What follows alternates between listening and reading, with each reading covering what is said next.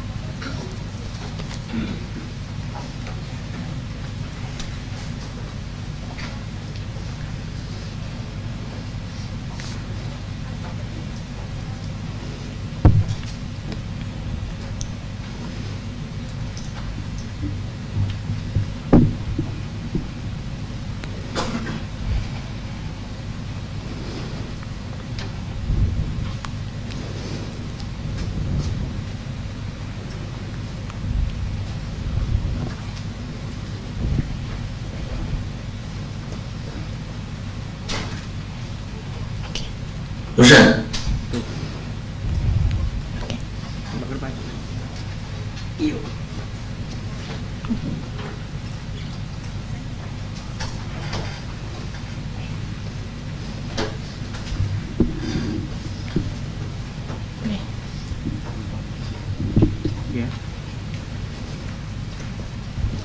Assalamualaikum warahmatullahi wabarakatuh, and good morning, ladies and gentlemen.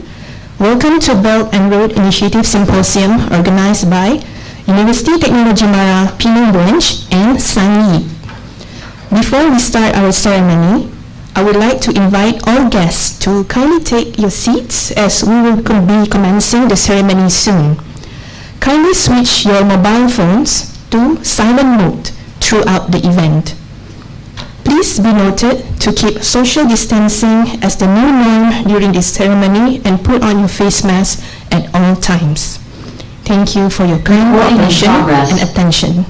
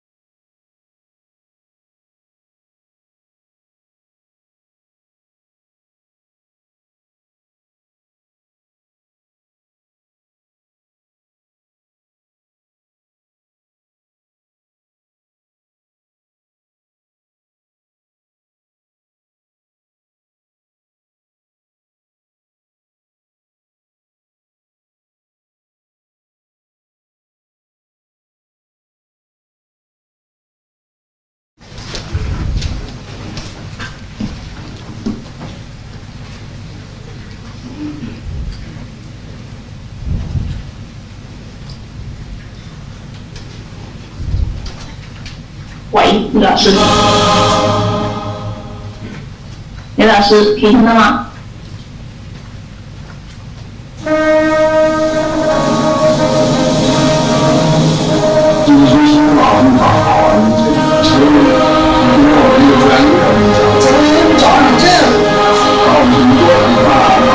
你那边能听到是不是？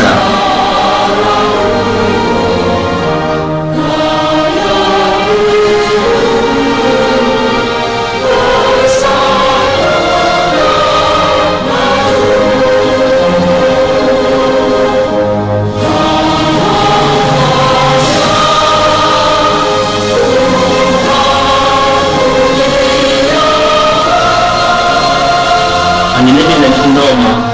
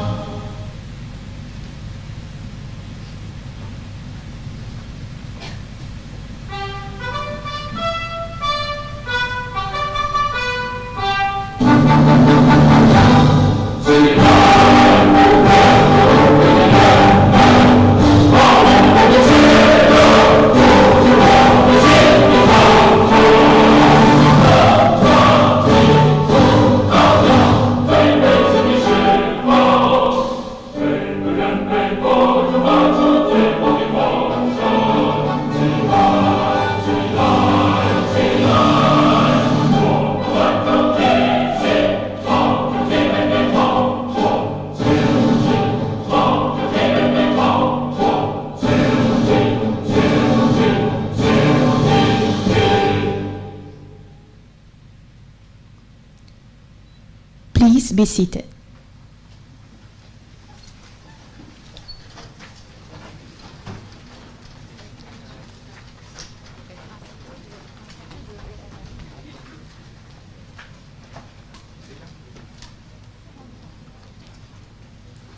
I would like to invite Mr. Muhammad Haizan to recite the doa.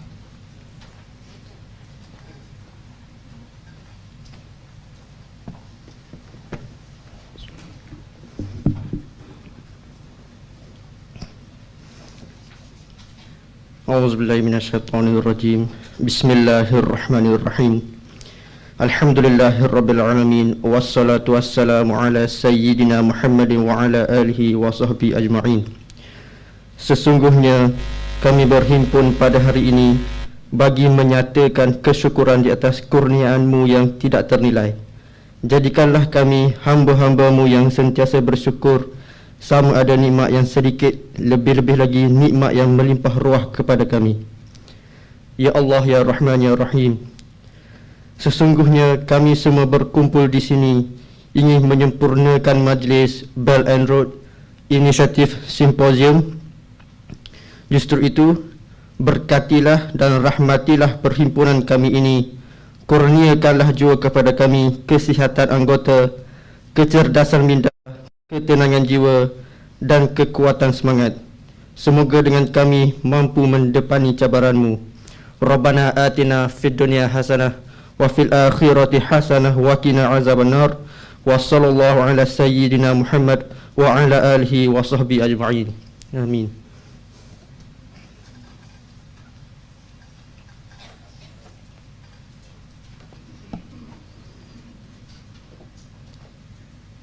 Tuan Yang Terutama, Mr. Liu Shiwei, Consul General, People's Republic of China in Penang. Yang berbahagia Profesor Datuk Teknologis Dr. Hajah Roziah Jano, Vice Chancellor UiTM Malaysia. Yang berusaha Mr. Hu Jiangshui, Executive Director, Hunan Sanyi Polytechnic College and Deputy General Manager of Sanyi Heavy Industry, People's Republic of China. Yang berusaha Mr. Jiang Zhongqi, President of Education of Association between Malaysia and China. Yang berusaha Mr. Ian Neo Chi Hua, Secretary General of the Association of Belt and Road Malaysia and also Chief Executive Officer, CEO of Southeast Asia Research Center for Humanities, SEARCH. Yang berusaha Associate Professor Insignor Dr. Ahmad Rashidi Razali, Deputy Rector, Academic and International Affairs, exercising the functions of Director, University Technology Mara Penang Branch. Yang berusaha Mrs. Paisley Chua, Chairman of MyEdu Group Malaysia.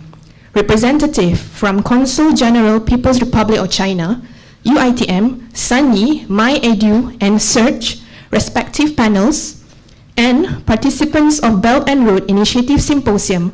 Assalamualaikum warahmatullahi wabarakatuh. Salam keluarga Malaysia. Ni hao.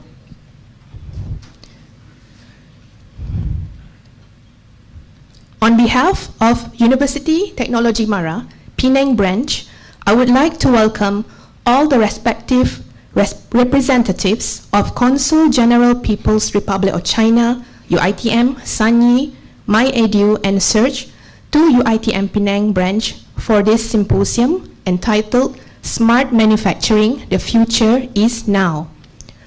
Although we would be conducting this event partially via online platform with our Chinese counterparts, we are so thrilled and glad to have the opportunity to carry out the symposium.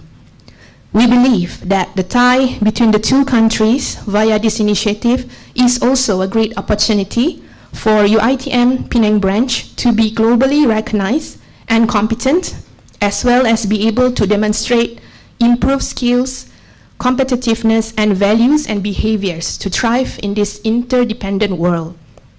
My name is Eileen, and I am the MC for today's event. Ladies and gentlemen, to begin our ceremony, I would like to invite Yang Berusaha Associate Professor Insignor Dr. Ahmad Rashidi Razali, the Deputy Rector of Academic Affairs, exercising the functions of Director, UiTM Penang Branch, to deliver his speech. Please welcome Dr. Rashidi.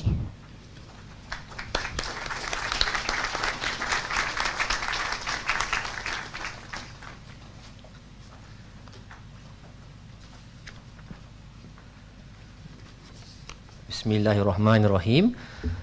Assalamualaikum warahmatullahi wabarakatuh. Thank you MC.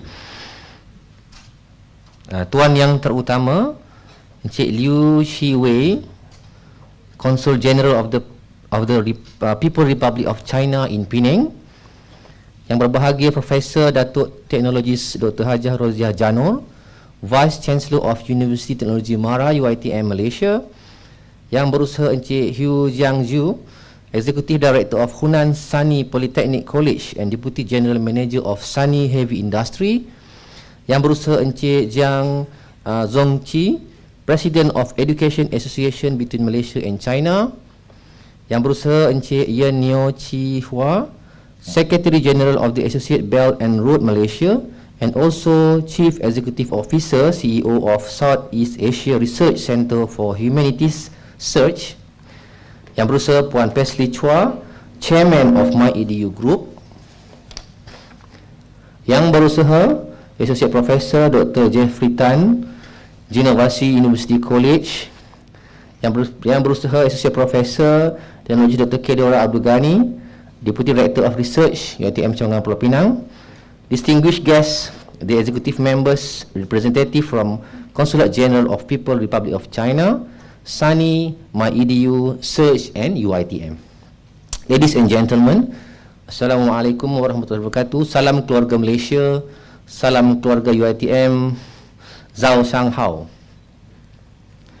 Alhamdulillah, let us extend our sincere gratitude to Allah Subhanahu wa Ta'ala for giving us the opportunity to be here today. On behalf of University Technology Mara UiTM Pulau Pinang branch, it is my pleasure to convey my sincere appreciation to all the participants of Belt and Road Initiative Symposium 2022 Smart Manufacturing, The Future is Now, especially to the distinguished guests of honor who attend this event physically and virtually. I would like to take this opportunity to thank all those who have been directly or indirectly involved in the success of this significant event. Let's have a fruitful symposium and looking forward for future collaboration opportunities. UiTM and UiTM Pulau Pinang branch welcome you all with open arms. Thank you.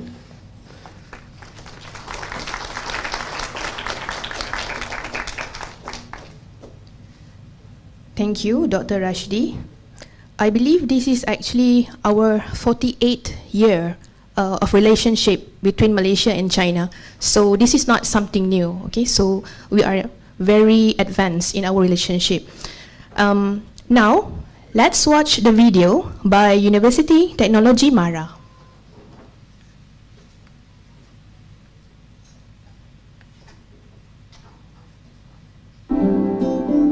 University Technology Mara, or UiTM, has been the place for acquiring knowledge and developing capabilities. From a training center to now a vast network of universities, UiTM has campuses and faculties all over Malaysia. UiTM allows for the pursuing of goals and earning a degree in any field of choice, with a mission to enhance the knowledge and expertise of Bhumiputras in all fields of study, through professional programs, research work and community service, while upholding moral values and professional ethics. Nestled amidst the greenery and some of the most scenic areas in the country,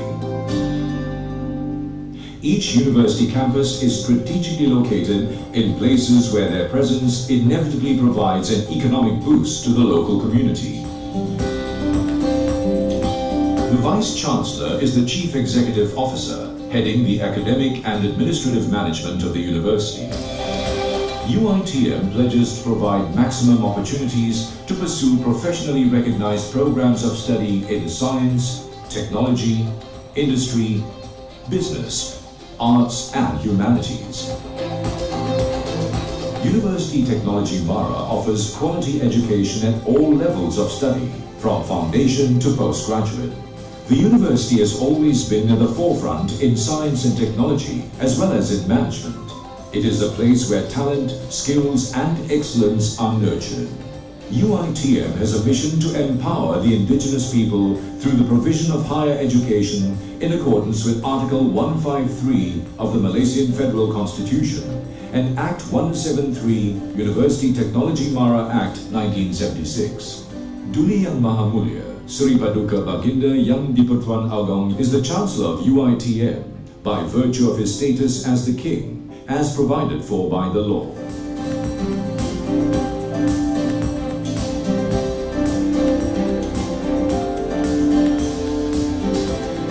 To complete the teaching and learning activities at UITM, the university has made available modern and contemporary facilities such as the UITM Stadium, the house of UITM FC.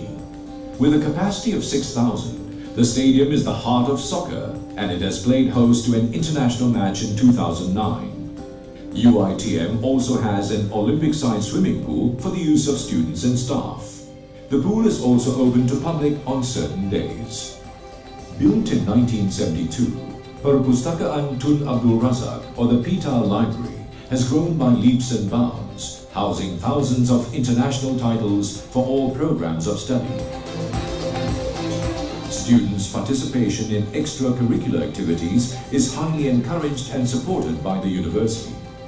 These activities would not only equip students with soft skills, but also train them to be balanced and holistic individuals to meet global requirements.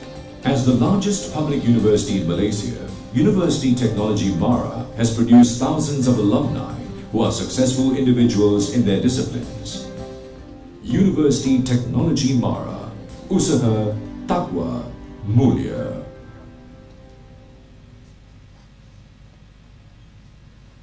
Thank you for your attention. We would like to play a special video from our Vice Chancellor Yang Berbahagia Profesor Datuk Technologist Dr. Hajah Roziah Janor.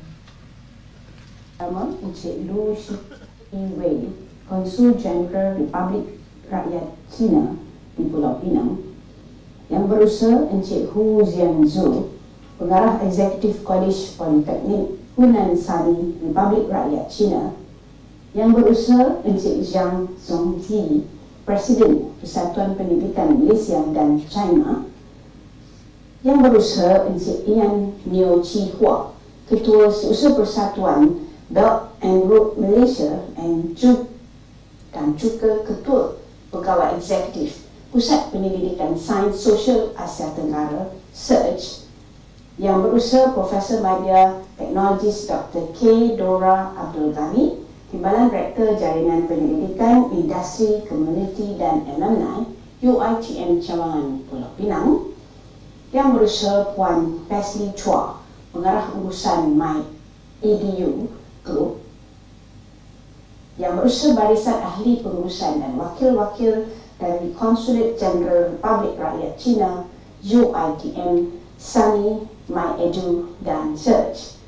Yang berusaha Barisan Ahli Panel dan seterusnya, tuan-tuan, puan-puan dan para peserta Belt and Road Initiative Symposium yang dihormati sekalian.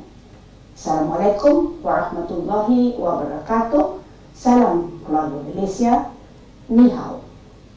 Serta hadirin yang saya hormati sekalian.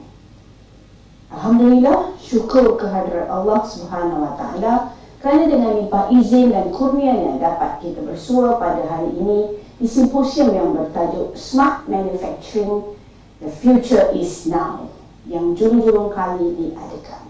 Terlebih dahulu saya ingin mengucapkan ribuan terima kasih kepada pihak UITM Cawangan Pulau Pinang kerana menganjurkan acara yang sungguh bermakna ini.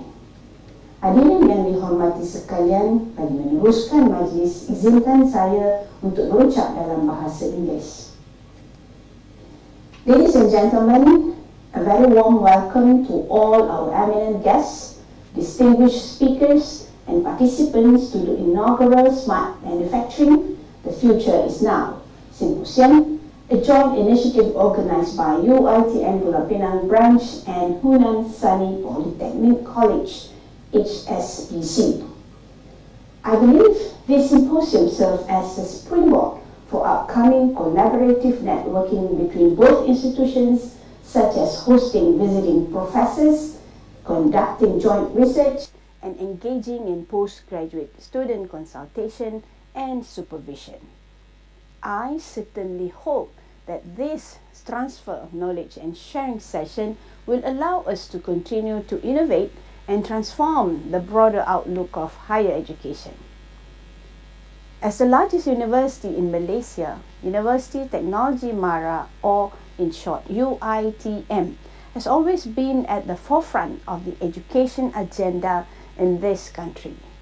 With 35 campuses, 19 faculties, 2 colleges and centers of excellence across each of the 14 states, we strive to enhance our students' knowledge and skills in all fields of study. In fostering a vibrant teaching, learning, and research ecosystem grounded in sound moral and professional ethics, our students are assured of future career advancement and mobility. At UiTM, there are plenty of opportunities to carry out research and development activities, including developing and implementing smart manufacturing technologies, which is the focus of this symposium.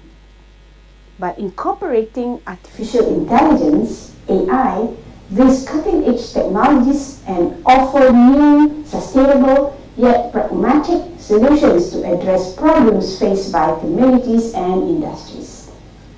As digitalization is now the norm, our expectations and behaviors need to decisively shift for us to innovate, invest, and initiate changes. I am therefore glad to know that HSBC shares UiTM's passion of forging international partnerships by leveraging on our strength in industry-relevant education, as well as engineering coordination, particularly in sharing existing expertise in smart manufacturing. In recent years, UiTM, including our Pulau Pinang branch, has been awarded numerous industrial grants, and one of them is matching grant from the PPRN, or Public-Private Research Network, which allows higher education institutions to provide solutions to industries based on industry demands. This solution should boost industry productivity, thus strengthening the nation's economic development through the creation of innovations or appropriate technologies. In addition, the collaboration between HEI and the industry aligns with SDG Goal number 9, which focuses on industry, innovation, and infrastructure. UiTM certainly has the expertise in the field of AI, particularly in smart manufacturing, to contribute and improve production efficiency. More importantly, we constantly strive to engage in partnerships that foster sustainable industries and are willing to invest in scientific research and innovation, which are key criterions to support long-term development and sustainability. Ladies and gentlemen, I hope this symposium serves to give everyone a valuable platform to push AI and smart manufacturing endeavors actively and strategically. It is also an opportunity to strengthen close relationship between UiTM and Hunan Sani Polytechnic College to generate new knowledge and ideas through various ventures. I would like to thank all our eminent guests and speakers for joining us today. To all participants, may you have a productive time as you gain deeper insights and engage in active discussions in today's symposium. Thank you. Wabillahi taufiq wal hidayah. Wassalamualaikum warahmatullahi wabarakatuh.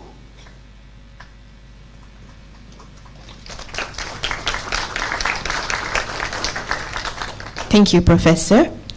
I think we can definitely agree with the VC that digitalization can propel us towards a more dynamic industrial future while maintaining sustainability.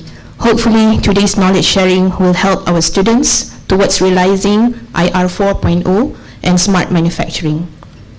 Ladies and gentlemen, our friends at Sanyi Polytechnic would also like to share a video about their beautiful institute with us.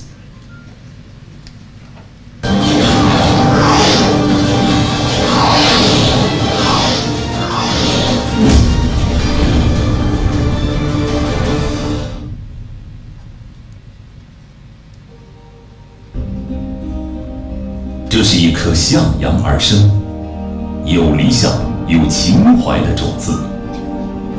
32例，凭借着全球最大的混凝土机械制造商，31集团助力星城长沙，打造成硬核的中国工程机械之都。秉持先做人后做事、品质改变世界的使命，正朝着世界工程机械灯塔奋进。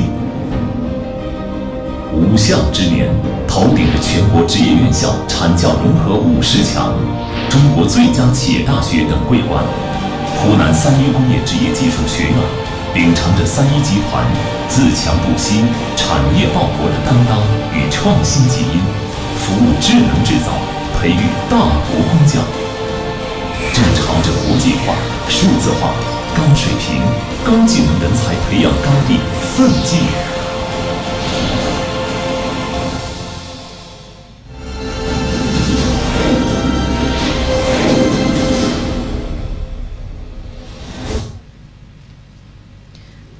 Wow, that looks really very advanced. Maybe who knows, one day one of you will be working there.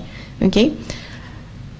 Next, please join me in welcoming the Executive Director of Hunan Sanyi Polytechnic College and Deputy General Manager of Sanyi Heavy Industry, Mr. Hu Jiangshui, to deliver his speech.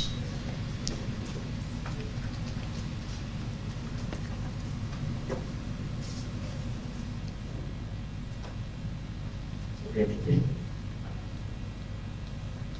尊敬的董女士、卢世伟先生，尊敬的马来西亚马拉工业大学校长、副校长，尊敬的马蜂教育协会会长张荣义先生，尊敬的马来西亚一带一路协会秘书长兼东南亚人文文娱中心首席执行官杨志华先生，尊敬的艾瑞斯女士，尊敬的陈秋川博士，各位嘉宾、各位朋友，大家好。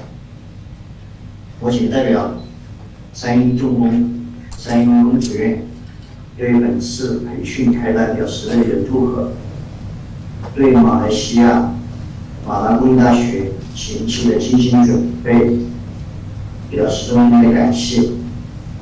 本次培训，我们学校也会优异的专业优势，结合现代科技发展动态，选用富有丰富经验的高水平教授讲师。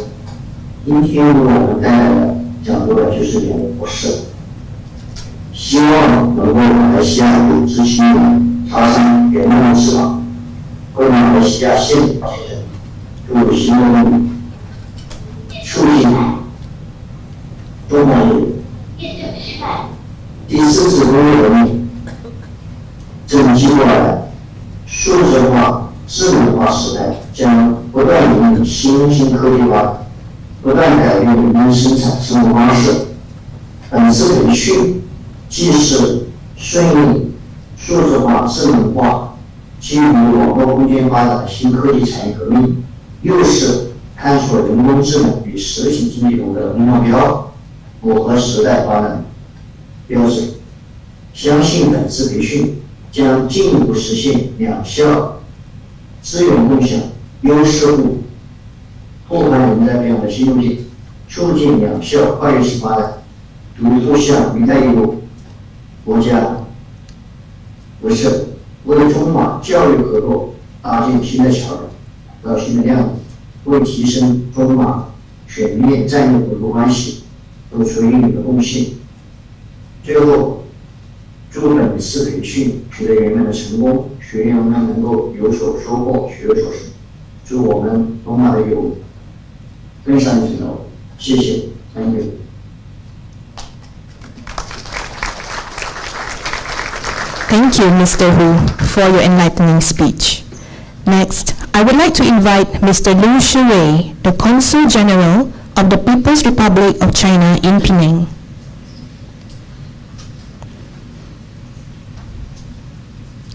尊敬的马纳工艺大学校长纳都卢子雅教授，马纳工艺大学槟城分校副校长科伊祖拉副教授，三一重工副总经理，湖南三一工业职业技术学校执行理事胡江学先生，马来西亚“一带一路”委员会秘书长杨志华先生，马来西亚中国教育协会会长江中奇先生，各位嘉宾朋友，大家上午好！很高兴出席马纳工艺大学槟城分校“一带一路”大讲堂活动。首先，我谨代表中国驻槟城总领事馆对活动的举办表示祝贺。2013年，中国国家主席习近平首次提出“一带一路”倡议以来，中国和相关国家坚持共商、共建、共享原则，以推动政策沟通、设施联通、贸易畅通、资金融通、民心相通为目标，取得了实实在在的效果。截至目前，中国已经同149个国家、32个国际组织签署了200多份共建“一带一路”合作协议，务实合作不断深化。2021年，中国企业对“一带一路”沿线国家投资203亿美元，同比增长14.1%，既服务了中国经济发展，也促进了沿线国家经济发展和民生改善，实现了互利共赢的积极效果。2017年，习近平主席在“一带一路”国际合作高峰论坛上提出，坚持创新驱动发展，加强在数字经济、人工智能、纳米技术、量子计算机等前沿领域合作，推动大数字、云计算、智慧城市建设，连接成21世纪的数字丝绸之路的倡议。共建数字丝绸之路有助于缩小各国数字化发展鸿沟，为“一带一路”沿线国家给予新的经济增长点，促进各国共同实现更具包容性和可持续性的发展。伴随着大数据、云计算、人工智能、区块链等技术加速创新，实体经济与数字经济不断深化融合，传统制造业正在以智能制造为方向，加快转型升级。随着新一代信息技术的发展，制造业成为数字经济的制高点和竞争最激烈的领域。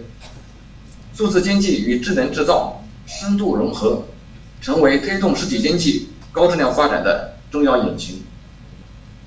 中国拥有全球最完整的制造业体系，超大规模的市场优势和内需潜力。智能制造为中国制造实现高质量发展提供了新的路径。截止2021年年底，中国规模以上工业企业关键工序数控化率达55.3%，数字化研发工具的普及率达74.7%，初步建成一批数字化车间和智能工厂，涌现出一批网络协同制造、大规模个性化定制、远程运维服务等新模式新业态。2021年，中国颁布了“十四五”智能制造发展规划，明确未来智能制造的发展方向。到2025年，规模以上制造业企业大部分实现数字化、网络化，重点行业骨干企业初步应用智能化。到2035年，规模以上制造业企业全面普及数字化、网络化，重点行业骨干企业基本实现智能化。制造业在马来西亚经济发展中也发挥着重要作用。2018年，马来西亚颁布国家工业4.0政策。第12大马计划提出加强数字基础设施建设，帮助中小企业实现数字化转型等相关措施，为数字经济发展创造有利环境。中国企业在5G 技术设施建设、数字中心、电子商务、人工智能等方面有着较好的技术积累和实践经验，积极广泛参与到马来西亚的数字化转型。今年是中马建交48周年，两国关系持续稳定发展。在双方共同努力下，两国克服疫情和经济下行压力。2021年双边贸易额创历史新高，达到1768亿美元，同比增长34.5%。中国连续13年成为马来西亚最大贸易伙伴。当前百年变局和世纪疫情交织，世界进入新的动荡变革期。面对诸多不确定因素，中国稳步做好疫情防控和经济社会发展各项工作。中国经济韧性强、潜力大，长期向好的基本面没有改变。中国将继续推动高质量发展，扩大高水平对外开放，为世界发展贡献正能量。放眼未来，中方愿与马方共同巩固、加强以东盟为中心、开放包容的区域框架，共享 RCEP 生效带来的发展机遇，推动共建“一带一路”不断走深走实，实现两国优势互补和发展战略对接，促进两国经济社会共同发展。中马双方应抓住制造业转型的重要机遇，充分发挥各自优势，推进智能制造国际合作，争取打造一批示范合作项目，共同推进制造业向数字化、网络化、智能化方向转型升级。最后，祝本次活动取得圆满成功，祝各位来宾和朋友身体健康，工作顺利，万事如意。谢谢大家。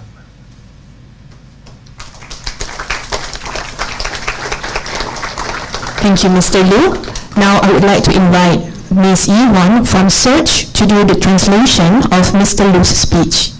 Please welcome Ms. Yi-Wan. Hi, good morning everyone. Allow me to translate on what Mr. Wood said just now. So, Mr. would like to wish a good morning to everyone, and it is his pleasure to attend this Belt and Road Initiative Symposium at UITM Penang. So first, on behalf of the Consulate General of the People's Republic in China in Penang, he would like to extend his congratulations for organizing this event. So since the Belt and Road Initiative first introduced by the Chinese President Mr. Xi Jinping in 2013, China and relevant countries proceed the participants of extensive consultation, joint contributions, and shared benefit to promote policy communications, connectivity of infrastructure and facility, unimpeded trade, finance integration, and people-to-people bound as its main goal, and have achieved tangible results. As for today, China has deepening collaboration through the site cooperation document with 149 countries and 32 international organizations for the Belt and Road Initiative. In 2021, Chinese enterprise has invested USD 20.3 billion in Belt and Road countries, up to 14.1% YOY, which not only benefit China economic development, but also boosting economic growth and improvement people living in participating countries. So achieve mutual benefit, produce win-win situations. According to the Ministry of Commerce of the People's Republic of China, Chinese Overseas Economic and Trade Cooperation Zone that established by Chinese enterprise across Belt and Road participating country generate more than USD 6.6 billion tax revenue for host country and created 392,000 local job opportunities. One of them is Malaysia-China Kuantan Industrial Park, which located at Pahang. So in 2017, President Xi at Belt and Road Forum for International Cooperation proposed pursue innovative-driven development and intensive cooperation in frontline areas such as digital economy, artificial intelligence, nanotechnology, and quantum computing, which promote big data, cloud computing, and smart cities so as to turn them into the digital Silk Roads of the 21st Century Initiative. The digital Silk Road can contribute to narrow the digital gap between countries, nurturing new economic growth points for Belt and Road participating countries to achieve inclusive and sustainable development. So with the accelerate innovation of big data, cloud computing, artificial intelligence, blockchain, and other technology, the integrate development of the real digital economy contribute to deepens the traditional manufacturing industry is accelerate its transformation in smart manufacturing. With the development of a new generation of information technology, the manufacturing industry has become the main battlefield of the digital economy, as a deep integration of the digital economy and smart manufacturing has become an important engine to promote the high-quality development of the real economy. In this point, China has the most comprehensive manufacturing system in the world, with big scale of market advantage and domestic demand potential. Smart manufacturing provides a new path for China manufacturing to achieve high-quality development. As of end of 2021, the numerical control rate of key process manufacturing enterprise above design size reaches 55.3%, while the penetration rate of digital R&D and design through reached 74.7%. A number of smart manufacturing and digital factory have been initially built, and a number of new model ecosystems such as network collaborative manufacturing, large-scale personalized customizations, and remote operation and maintain service have emerged. China have introduced the 14th five-year development plan for the smart manufacturing. So in 2021, to nail down the future development direction of smart manufacturing by 2025, most of the manufacturing enterprise above design size will be digitalized and web-based. Key enterprise in core industry to implement intelligent first by 2035. Most of the manufacturing enterprise above design size will fully adopt digitalization and web-based, and key enterprise in core industry will basically go digital. Manufacturing also played an important role in Malaysia economic development. In 2018, the Malaysia government introduced a national policy on Industry 4.0, the 12th Malaysia Plan. Proposed measures such as strengthening digital infrastructure, assisting SME achieve digital transformations in order to create a favorable environment for the development of the digital economy. Chinese enterprise, having good technical accumulation and practical experience in 5G infrastructure constructions, which data center, e-commerce, artificial intelligence, and etc., and have activity and extensivity participate in the digital transformation in Malaysia. This year marked the 48th anniversary of the establishment of diplomatic relations between the People's Republic of China and Malaysia. Relations between both countries continue to be stable. With the joint effort of both parties, we have overcome this pandemic and its subsequent on economy.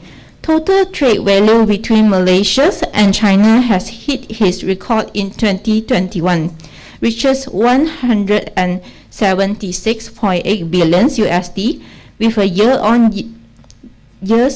years-on-year increase of 34.5%. Chinese remains as Malaysia's largest trading partner of 13 consecutive years. Our world is facing a pandemic and drastic change, both unseen in a century. The world is entering a new period of volatility and the transformations. While facing many uncertainties, China has taken corresponding measures in pandemic prevention and control, and economic and social development. The fundamentals of the Chinese economy, characterized by strong resilience, enormous potentials, and long-term sustainability, remain unchanged. China will continue to promote high-quality development, expand high-level opening up, contribute positive energy of the development of the world. So looking into the future, China is ready to work with Malaysia in consolidate and strengthen an ASEAN-centered, open and inclusive structure in Asia Pacific. Also share the development opportunity brought by the entry into force for RCEP. Together, deepen and solidify Belt and Road Initiative to achieve both complementary and development strategy, further expedite the social economic development for both countries together. So both China and Malaysia should grasp the important opportunity of the transformation in manufacturing industry, using own advantage to promote the international cooperation in smart manufacturing, strive to develop a number of demonstration pilot projects, promote the digitalization, network and internet intelligentization direction for the transformation and upgrading of the manufacturing industry. Lastly, Mr. Wu will like to wish this seminars a complete success, and he wish the honorable guests and the friends good health, succeed in their works, and all the best. That's it. Thank you.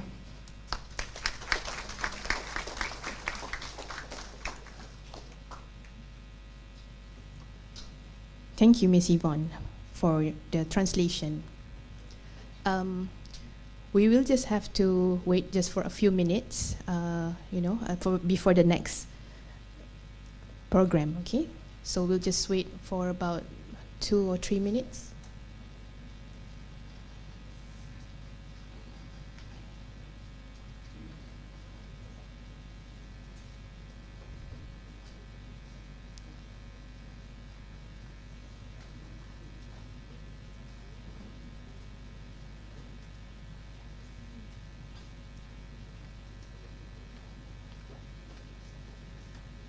We will be waiting for Dr. Rashidi, okay, who has to go out for a while. He'll be back soon.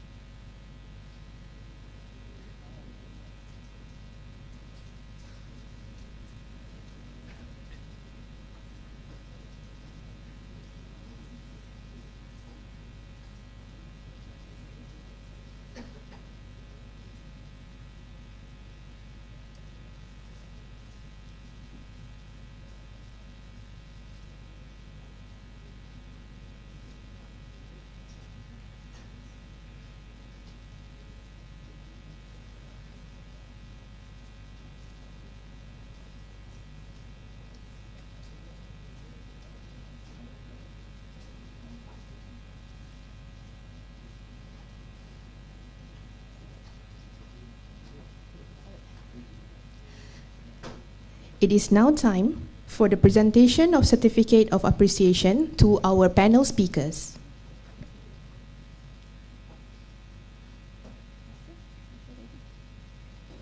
Ladies and gentlemen, I would like to invite Yang Berusaha, Associate Professor Insigne Dr. Ahmad Rashidi Razali, to deliver a Certificate of Appreciation to our panelist, Yang Berusaha, Associate Professor Insigne Technologist, Dr. Zainal Hisham Chetso of UITM.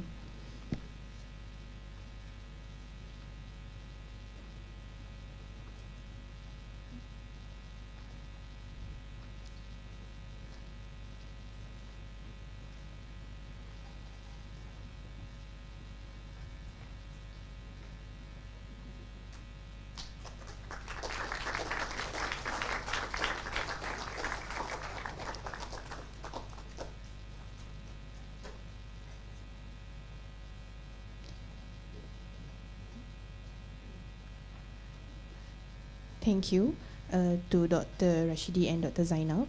Next, I would like to invite Yang Berusaha, Associate Professor Insignio Dr. Ahmad Rashidi Razali, to deliver a certificate of appreciation to our panelist, Yang Berusaha Professor Dr. Jeffrey Tan of Genovasi University College.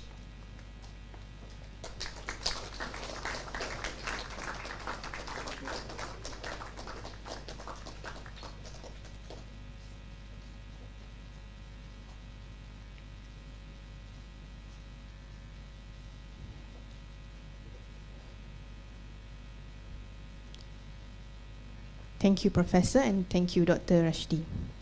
The certificates for the other two panelists, Dr. Yang and Dr. Bai, will be mailed to them because they will be doing this online. Thank you, Dr. Rashidi, but my apologies. I would like to request that you remain standing to present souvenirs to our guests. I would like to invite Yang Berusaha, Associate Professor Insignio Dr. Ahmad Rashidi Razali, to present a token of appreciation to Yang Berusaha, Mr. Jiang Zhongqi, the President of the Education Association between Malaysia and China.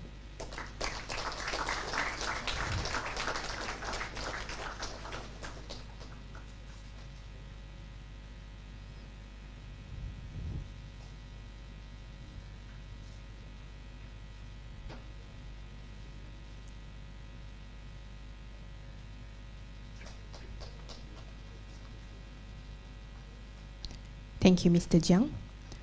I would like to invite Yang Berusaha, Associate Professor Insignio Dr. Ahmad Rashidi Razali, to present a token of appreciation to Yang Berusaha, Mr. Ian Neo Chi Hua, the Secretary General of the Association of Belt and Road Malaysia, and also Chief Executive Officer of Southeast Asia Research Center for Humanities.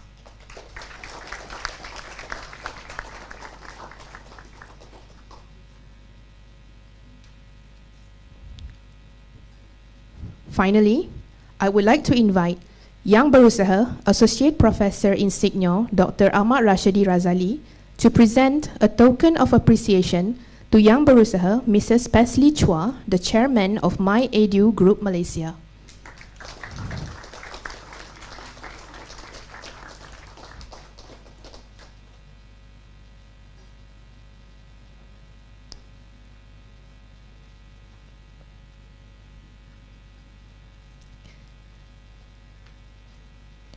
Our distinguished guest would also like to return the favor. And with that, ladies and gentlemen, I would like to invite Yang Berusaha, Mr. Jiang Zhongqi, to present a token of appreciation to Yang Berusaha, Associate Professor Insignio Dr. Ahmad Rashidi.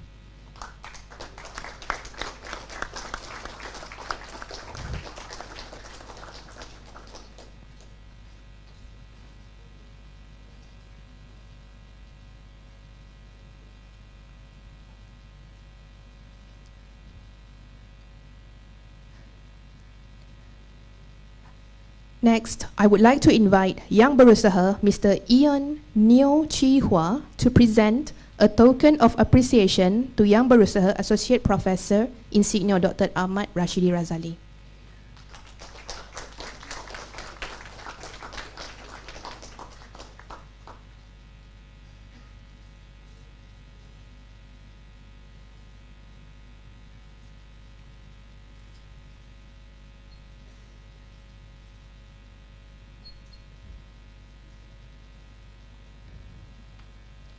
Finally, I would like to invite Yang Berusaha, Mrs. Pesley Chua, to present a token of appreciation to Yang Berusaha, Associate Professor Insignio Dr. Ahmad Rashidi.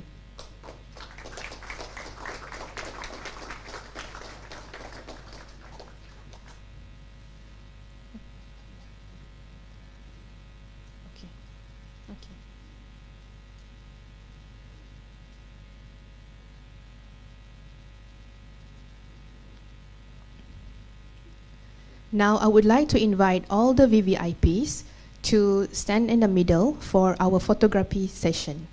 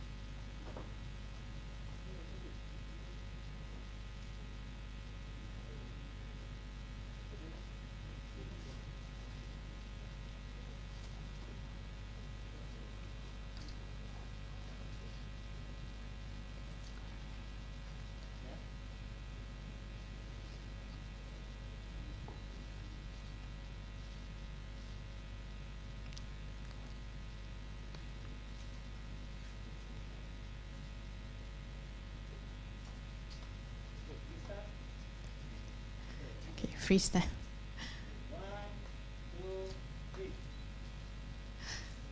Okay, there is another pose that they requested. Okay, all VVIPs remain where you are, but you will have to turn to the back. They want to take the photo from the back.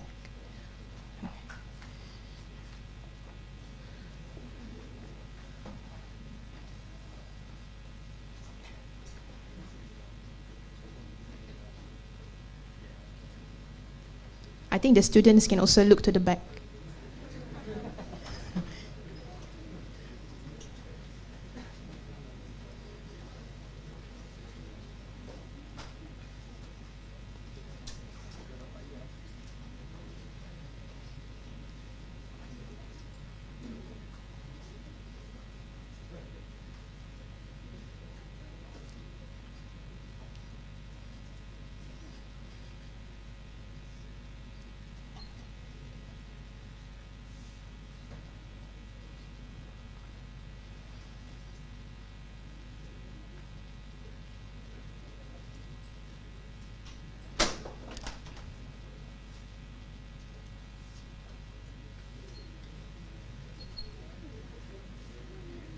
Thank you all distinguished VIPs.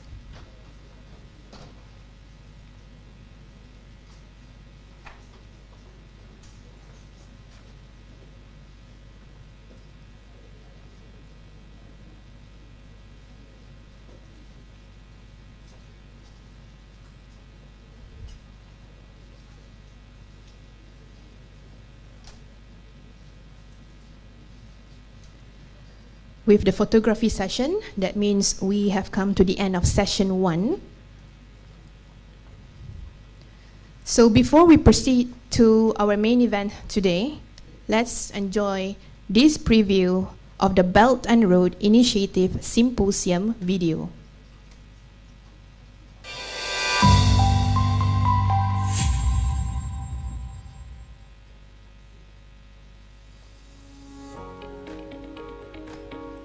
Chinese President Xi Jinping announced the Belt and Road Initiative, commonly known as BRI, in 2013. It covers overland routes from China to Central Asia and Europe, and maritime routes from southern part of China to the Southeast Asia, Middle East, and Europe. Over 4.6 billion people all over the world will stand together and say, "We are one family." 8 years into BRI, 144 countries have signed BRI agreements. The initiative promotes economic development and interregional connectivity in over 115 countries, and is reshaping cities across the globe. Malaysia was one of the very first countries to support the BRI. It comes with no surprise. There are historical and current ties between Malaysia and China, especially the existence of Malaysian Chinese that well-preserved Chinese language and dialects, education and cultures. Economically, China became Malaysia's largest trading partner for the 12th consecutive year since 2009, and one of the main sources of FDI to Malaysia. There are millions of Chinese tourists visit Malaysia every year. More than 10,000 of Chinese students further their studies here in Malaysia. There are approximately same amount of Malaysian Chinese but also Malay students in China. The milestones of BRI in Malaysia are remarkable. And what exciting us is that it presents a huge potential to reshape our cities and change our future. East Coast Rail Line enables better connectivity and reduced travel time between less developed East Coast states and well-developed West Coast states. Upon completion, we are going to see the ECRL and its economic accelerator projects to turn East Coast cities and townships into vibrant, living places. Commercial, tourism, logistics and other economic sectors will boom. The well-being of local folks will improve significantly.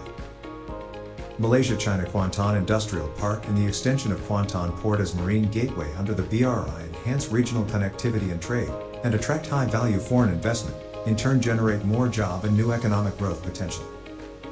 The glass and steel manufacturing FDI from China are examples of highly productive greenfield investments where they have since converted Malaysia from a net importer of these products to a net exporter. We witness glass manufacturers such as Keeping Group and Xinyi Glass have made Malaysia the 7th biggest exporter of glass in Asia. Thanks to Chinese investment, today, Malaysia is the 3rd largest manufacturer of photovoltaic cells and modules in the world. Chinese automaker Geely not only revived the fortunes of the Proton, but also aim to transform Proton from a lagging national car company to become top 3 automotive company in ASEAN by 2027. Malaysia's journey with the BRI has started and the collaboration with China begin to bear fruits. What can be expected in the near future? Digital Silk Road will definitely be the future. Digital infrastructure and investments such as data center, internet infrastructure, space cooperation, cloud computing and artificial intelligence are expected to create productive economic activities such as the promotion of technology and knowledge transfer, as well as the nurturing of infant industries. These activities can produce high developmental value in our domestic technology base in order to give Malaysia its new competitive edge in the economy of tomorrow.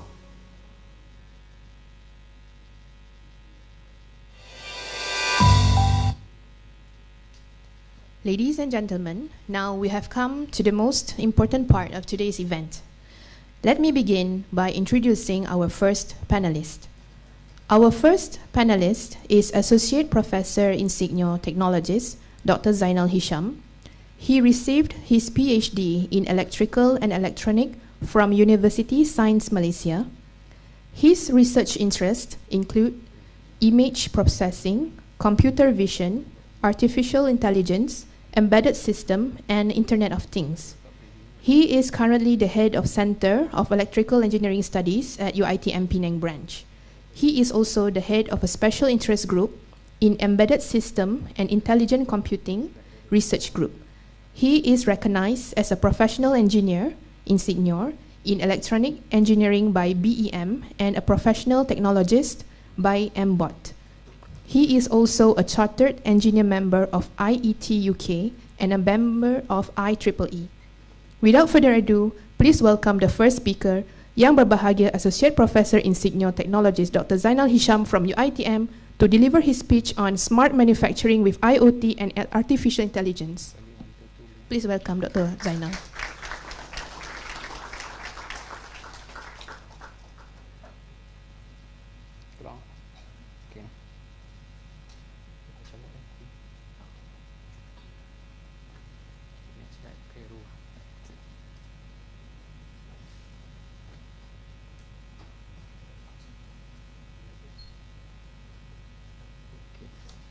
Okay.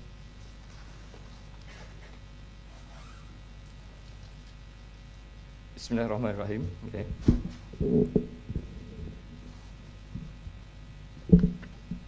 Okay. Good morning, everybody. Okay. So my name is Zainal Hisham bin Cekso. Okay. So I'm going to. Okay. I think. I make some solution first, okay. Tuan yang terutama Encik Lu Shui, okay, Consul General People Republic of China in Pulau Pinang, okay.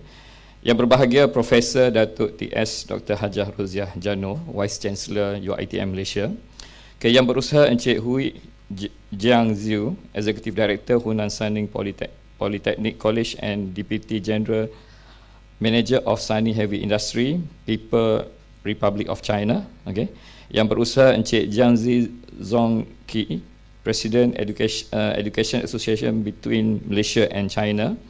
Yang berusaha Encik Yan Neo Chi Hua, Secretary General of Association Belt and Road Malaysia and also Chief CEO of Southeast Asia Research Center for Humanities Search, okay. Yang berusaha Professor Madya IR Dr. Ahmad Rashidi Razali, Deputy Rector Academic Affairs, exercising the function of Rector UiTM Penang Branch. Yang berusaha Puan Pesli Chua, Chairman Edu Group Malaysia, representative from Consul General People Republic of China, UiTM, okay, Sani, MyEdu, and Search. Other respective panels, okay, participant of Belt and Road Initiative Symposium. Assalamualaikum warahmatullahi wabarakatuh. Salam keluarga Malaysia. Ni hao. Okay. Now let me start my talk about smart manufacturing, okay, with IoT and artificial intelligence, okay. Okay, here are the outline of my presentation. Okay, first I will look into smart manufacturing. Okay, maybe I can define a bit about what is smart manufacturing. Then I will touch a bit about industrial revolution, technologies that enabling the manufacturing, and some bit about Internet of Things. their ecosystem and AI and its ecosystem there. Okay. Now, what is smart manufacturing? Okay. So we can define it as an intelligent and fully integrated collaborative manufacturing systems with resources and process that respond in real time to meet the changing demand and condition in the smart factory, okay, the supply network and also consumer needs. Okay, so what kind of resources that are what we call behind this smart manufacturing? Okay? So we can have an intelligent system, okay, which can collect the data, okay, store and analyze the data, okay, then make the raw data into something that are insightful, okay, knowledge in understanding the machine condition.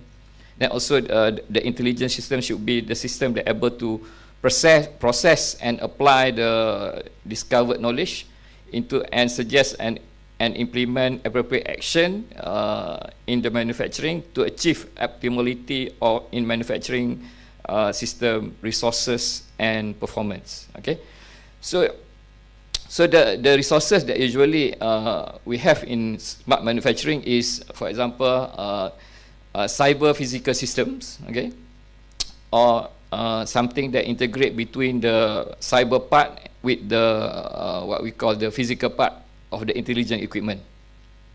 Okay, also we should have what we call a visualized smart management platform, okay, which using that platform we can the operator or the technician, the engineer can see what is behind the status of their equipment in the factory. Okay, and also in the factory we should have what we call the robotic. Okay, the robotic can be autonomous robot, or we can have what we call a collaborative robots. Okay, so here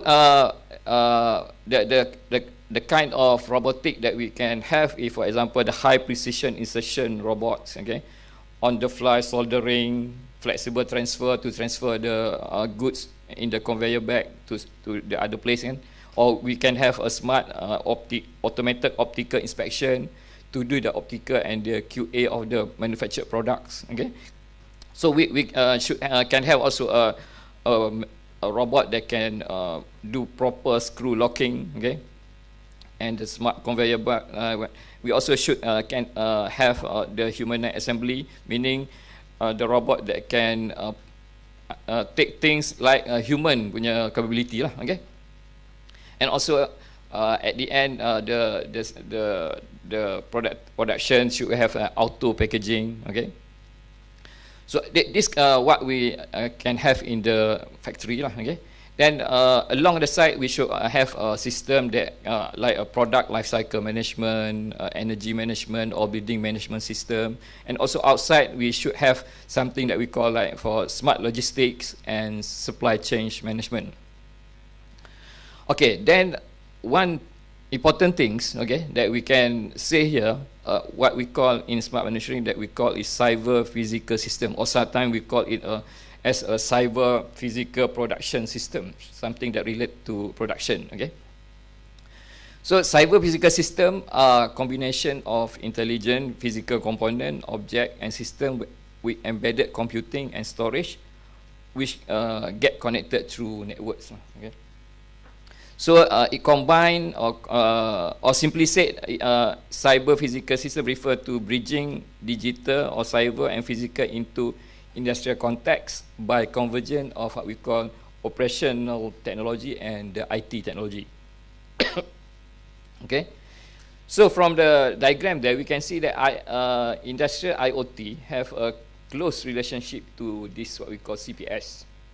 Okay, therefore the cyber physical system also comprise and enable and drive the IoT itself. Okay, so the CPS can also track and trace, okay, the machine status. It also can do remote diagnostic, service and control of the equipments. Okay,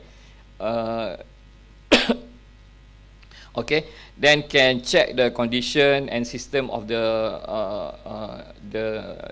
equipment, and thereafter that the most the quite important thing is that it deliver a new innovation by enabling what we call new capability. Okay, such as we look after this, for example, like a digital twins, meaning something that we can use to do simulation. Okay, to do simulation to look into the condition of the equipment when we change the parameter. Okay, for example, a few scenario we change the parameter, then we can look what happened to the system. That one we call digital twin. I will talk about that after this. Okay.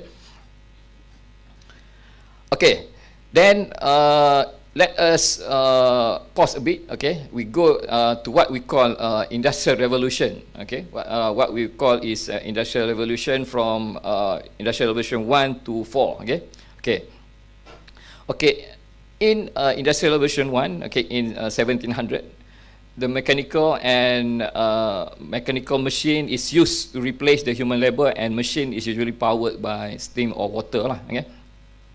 And then in 18th century, for the IR 2.0, okay, the electrical powered the machine and able to aid the mass production of the goods lah, okay, at that time. Okay. Then after that, in 1900, okay, the digitalization enable usage of computer and IT and to automate the manufacturing process. Okay. Then now, in IR 4.0, okay, we utilize what we call the cyber physical systems to help automate and do the decision making, or also using the machine learning or AI. Okay. Okay. Then this one will be collected. The data can be collected using what we call next IoT lah. Okay. Okay. Okay, now let's look to what are the technology that enabling this what we call smart manufacturing. Okay. So here are 9 technologies that transform the normal manufacturing into what we call smart manufacturing. Okay. First, like I said just now, one of it is IoT. Okay, Internet of Things, which connected all the device and generate data that can be used by manufacturer, enable the manufacturer to look into the data to generate unique insights and transform their business after that. Okay, so that is the first one. Okay, the second one is what we call the cloud computing. Okay, the cloud computing, which is the technology that been used to share a pool of configurable system and resources. Okay. Okay. That can be quickly provisioned into with a minimal efforts. Okay. So cloud computing can consist of what we call a global ecosystem from supplier until the consumer itself and the manufacturer in the between lah. Okay. Because from supply, manufacturing, and then to the customer. Okay, so the system can go around the global ecosystem. Okay, then we have another technology that we call system integration. Okay, system integration will use a cyber physical system that just now. Okay, to integrate and allow machine to make decision within the manufacturing process. Okay. Okay. Then another one is a simulation. Okay, the simulation is a virtualization of the factory by replication of the real factory into its digital twins. Okay, so then we can use this digital twin to do the simulation to increase the efficiency, to be more flexibility in the manufacturing process, and to add more innovation and more productivity. Then, okay, using this what we call digital twin just now. Okay, you can have a look into video or YouTube that spell out about this system lah, the digital twins, how it help further to have insight into the equipment status. Okay. Okay, then we go to the another one that we call additive manufacturing. Okay, additive manufacturing is sebenarnya adalah what we call is 3D lah. Okay, 3D printing. Okay, So we can physically replicate 3D objects from computer design lah. Okay, meaning we can design then print it using 3D punya capability technology. Okay. Okay, and another one is the next technology that enabling the smart manufacturing, and I think the most important one lah. Okay, this one is autonomous robot. Okay, okay. So autonomous robot ni we can classify it into three category lah. Okay, first, that robot that can do specific work. Okay, like for just now, the high insertion, precision insertion. Okay, auto packaging. Okay. Then we can have a second group of robot that can what we call do collaborative work, meaning they do some collaborative work with human around them. Okay, that will help human in, for example, bringing something that hard for human to do lah kan. Okay, and for the current one, another one type of robot that I can see here is, for example, drone. Okay. So that one is quite new lah, okay. Meaning we can use it for the supply chain in the factory, okay. Okay. Then, sorry, okay. Wait. Okay, we have big data also, and augmented reality, and also cyber security. Okay, that a few technologies that will enable smart manufacturing that we are still also important lah. Okay. So also important for us to have this kind of technology lah. Okay.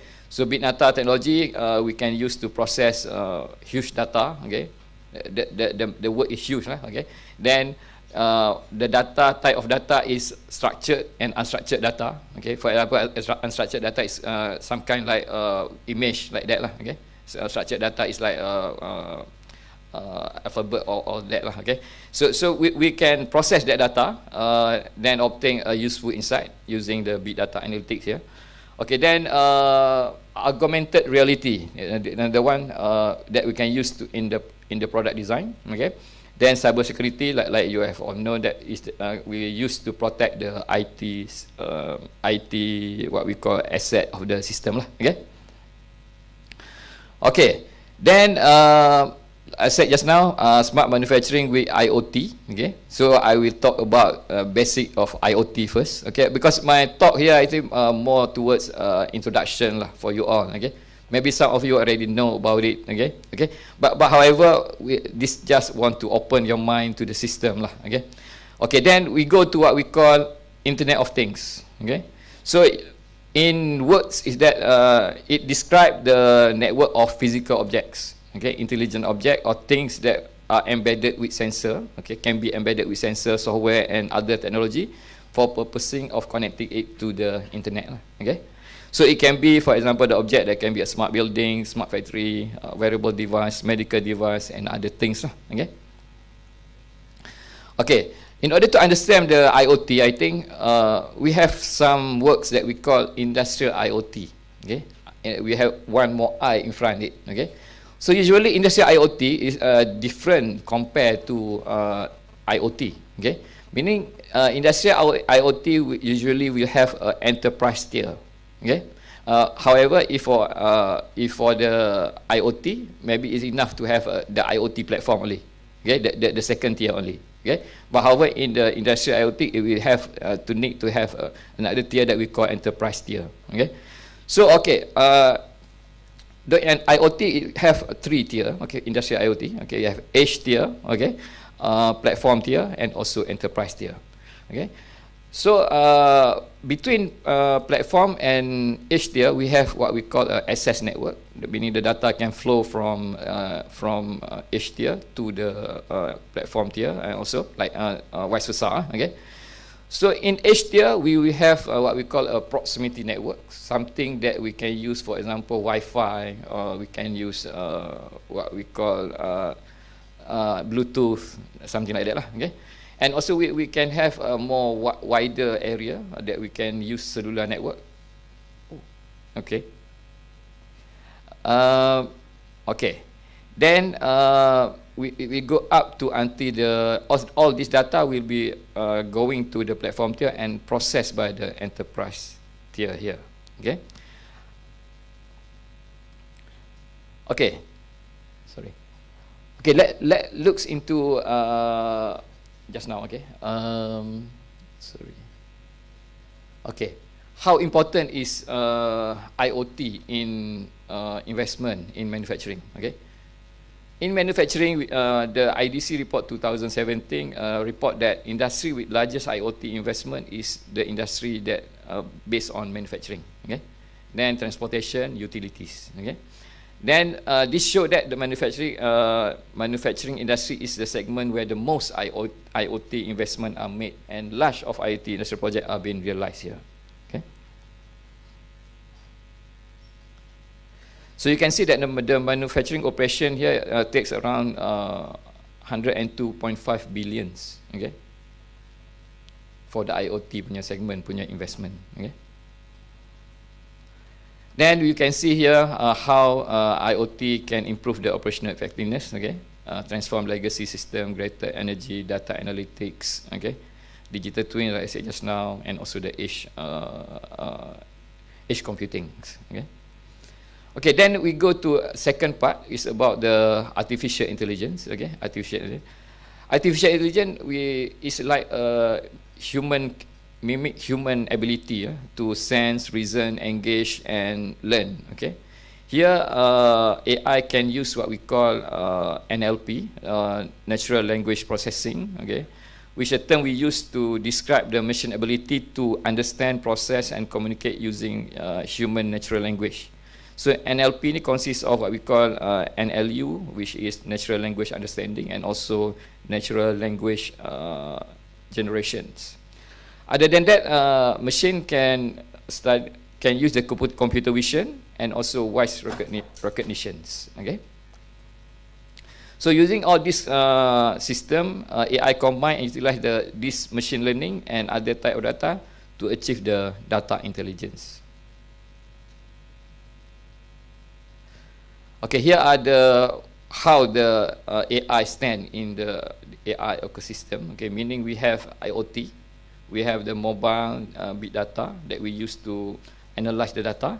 Then we will use the AI to make the judgment and gain the value on what we have here. For example, you can see here for CCTV, we can have that knowledge being processed, and we have insight about the how we can minimize the cost using the computer vision. We check the condition of the factory. Okay, we can.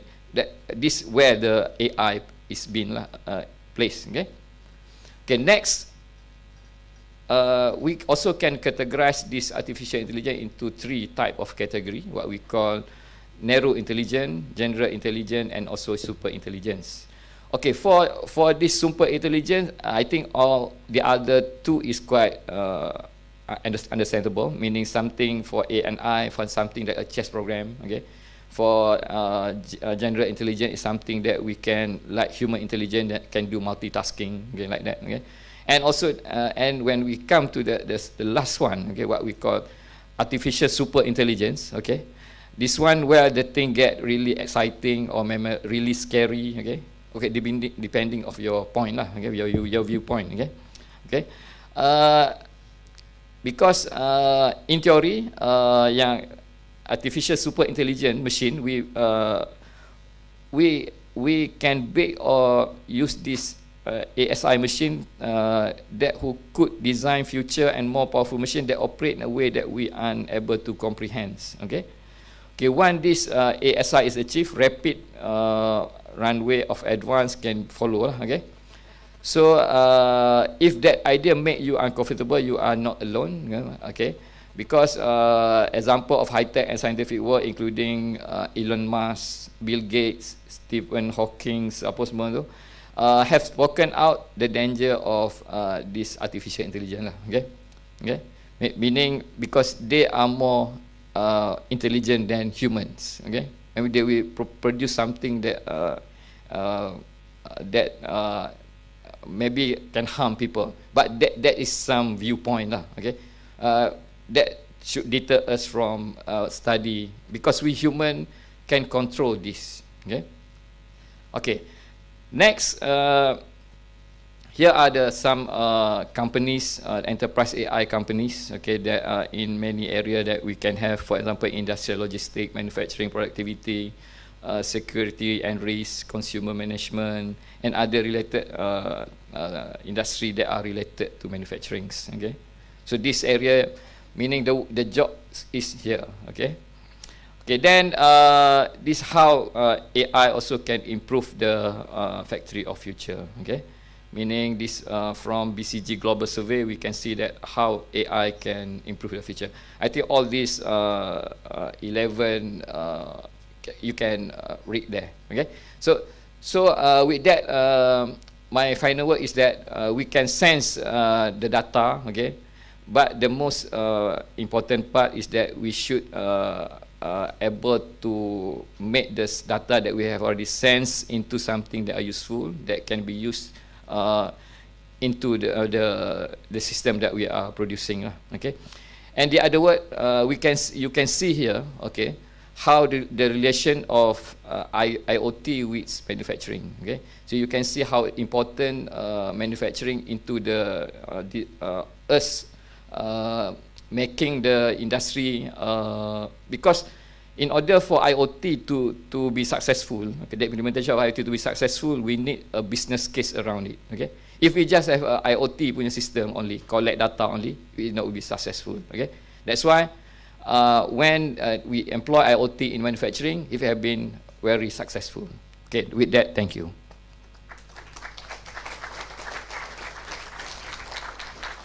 Thank you, Yang Berbahagia Dr. Zainal, for the enlightening speech. Ladies and gentlemen, our next panelist is Dr. Yang Xiaoyong. Dr. Yang Xiaoyong received his PhD in engineering from Tsinghua University. His research fields include mechanical lubrication, intelligent manufacturing, and education management. He was a former associate researcher of Hunan University and is now the Deputy Dean of Intelligent Manufacturing College of Trinity Vocational College. Without further ado, I would like to invite Yang Berbahagia Dr. Yang Xiaoyong to deliver his speech on industrial robots for intelligent manufacturing from technique to application. Please welcome Yang Berbahagia Dr. Yang. 已经共享了吧？哦，可以了，可以了。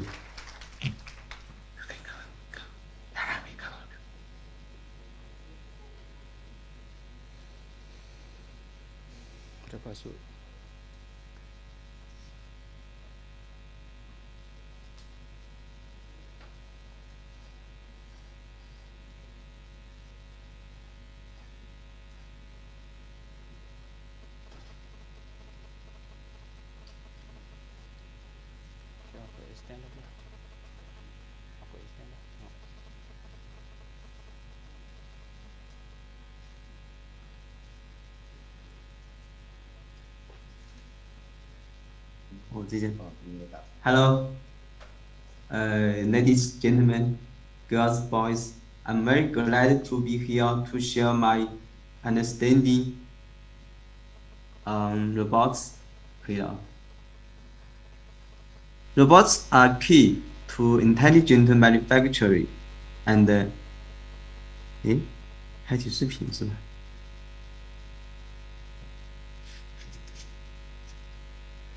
Hello everybody, let's continue. And I'm very sure that there is no intelligent manufacturer if there is no robot.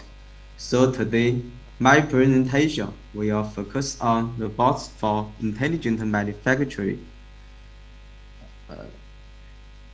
From technology to application.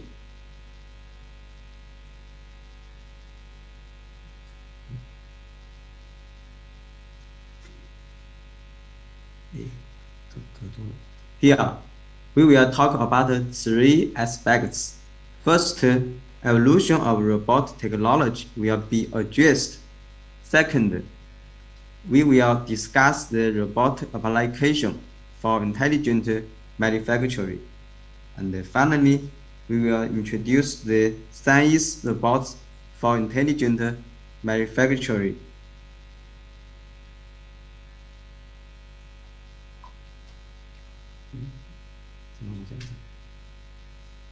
Now, let me address the evolution of robots.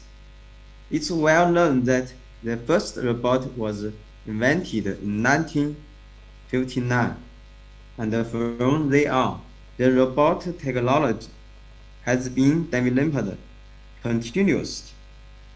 According to the level of robot technology, the robot technology can be mapped to two different periods.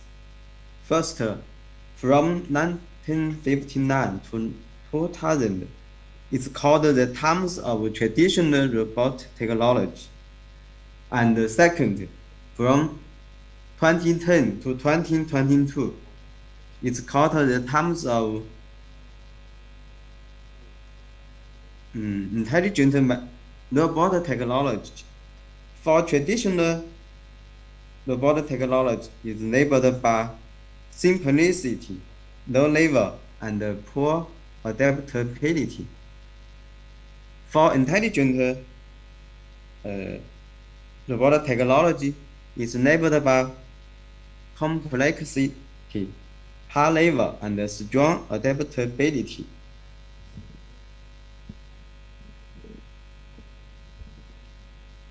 Now, if we go towards a larger, longer, and wider technology history, we can meet with three different types of robots, which are respectively traditional robots, intelligent robots, and a new generation of robots.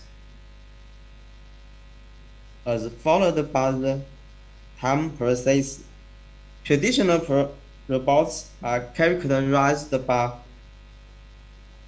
the teaching and playing back. Intelligent robots are characterized by the network sensing and offline programming. And a new generation of robots is characterized by human-machine cooperation.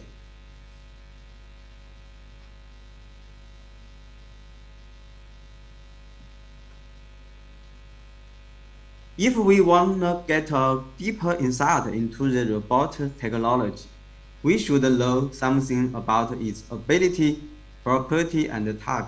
First, there are four kinds of abilities upon robot technology, which are motion, occupation, decision, and interaction, respectively. Second, for the property of robot technology, we can get four different properties.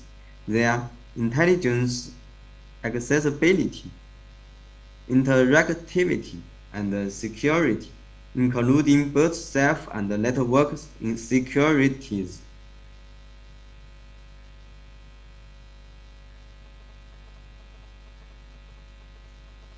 And third, there are mainly six different kinds of robot technology, which are respectively manipulator technology, sensing and perception technology, interaction technology, security technology, navigation technology, and networking communication technology.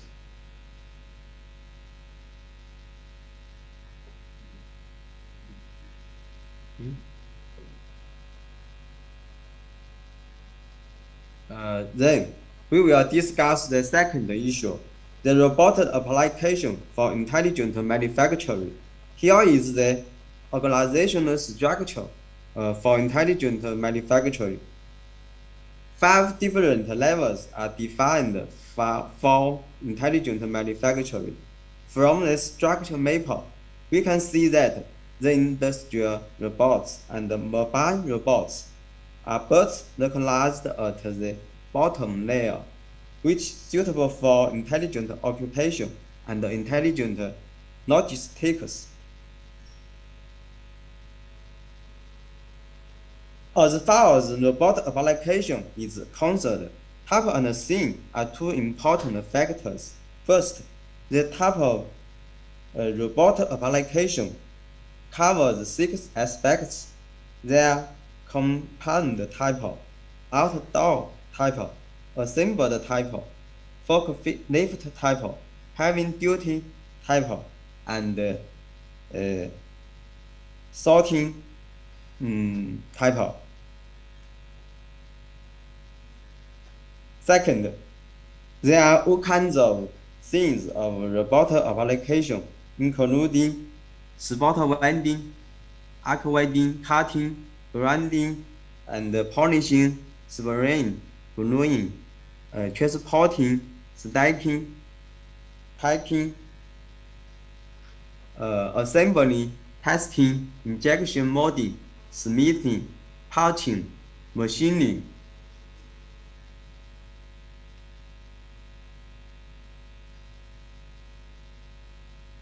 Here, let me show you something about the science robots for intelligent manufacturing.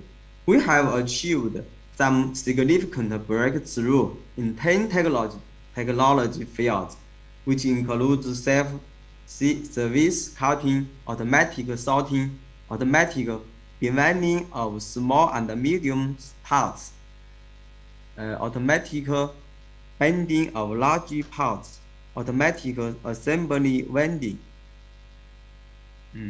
full automatic machining, robot spraying, robot assembly, intelligent logistics, and the 5th generation plus intelligent manufacturing.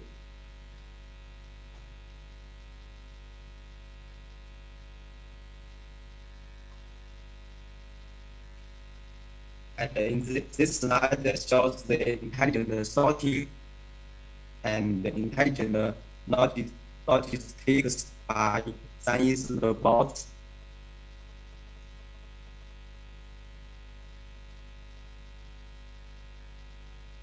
And in this slide, it shows the intelligent machining by robots. And the 5th generation plus intelligent manufacturing.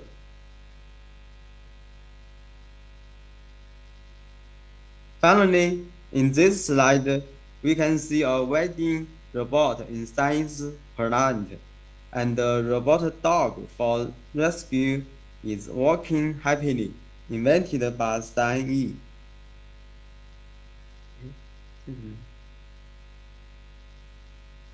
In summary, we show the evolution of robot technology, robot application for intelligent manufacturing, and science robots for intelligent manufacturing.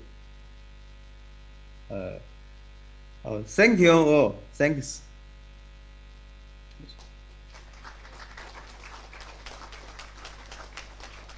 Thank you to Yang Berbahagia Dr. Yang for the valuable insights. So before we proceed to the next speaker, I just would like to remind everyone, if you have any questions, please keep them to the end of the session because we will open the floor for Q&A. Ladies and gentlemen, please join me in welcoming our next panelist. Yang Berbahagia Professor Dr. Jeffrey Tan is currently the Director of MyEdu AI Robotics Research Center and a visiting professor at City University in Malaysia. He received his Doctor of Engineering in Precision Engineering from the University of Tokyo, Japan. His areas of research include service robotics and human-robot interaction, cloud robotics, and advanced mobility. Please welcome Yang Berbahagia Professor Dr. Jeffrey Tan to deliver his speech on AI robotics education to enable smart manufacturing. Right, thank you everyone. Good morning.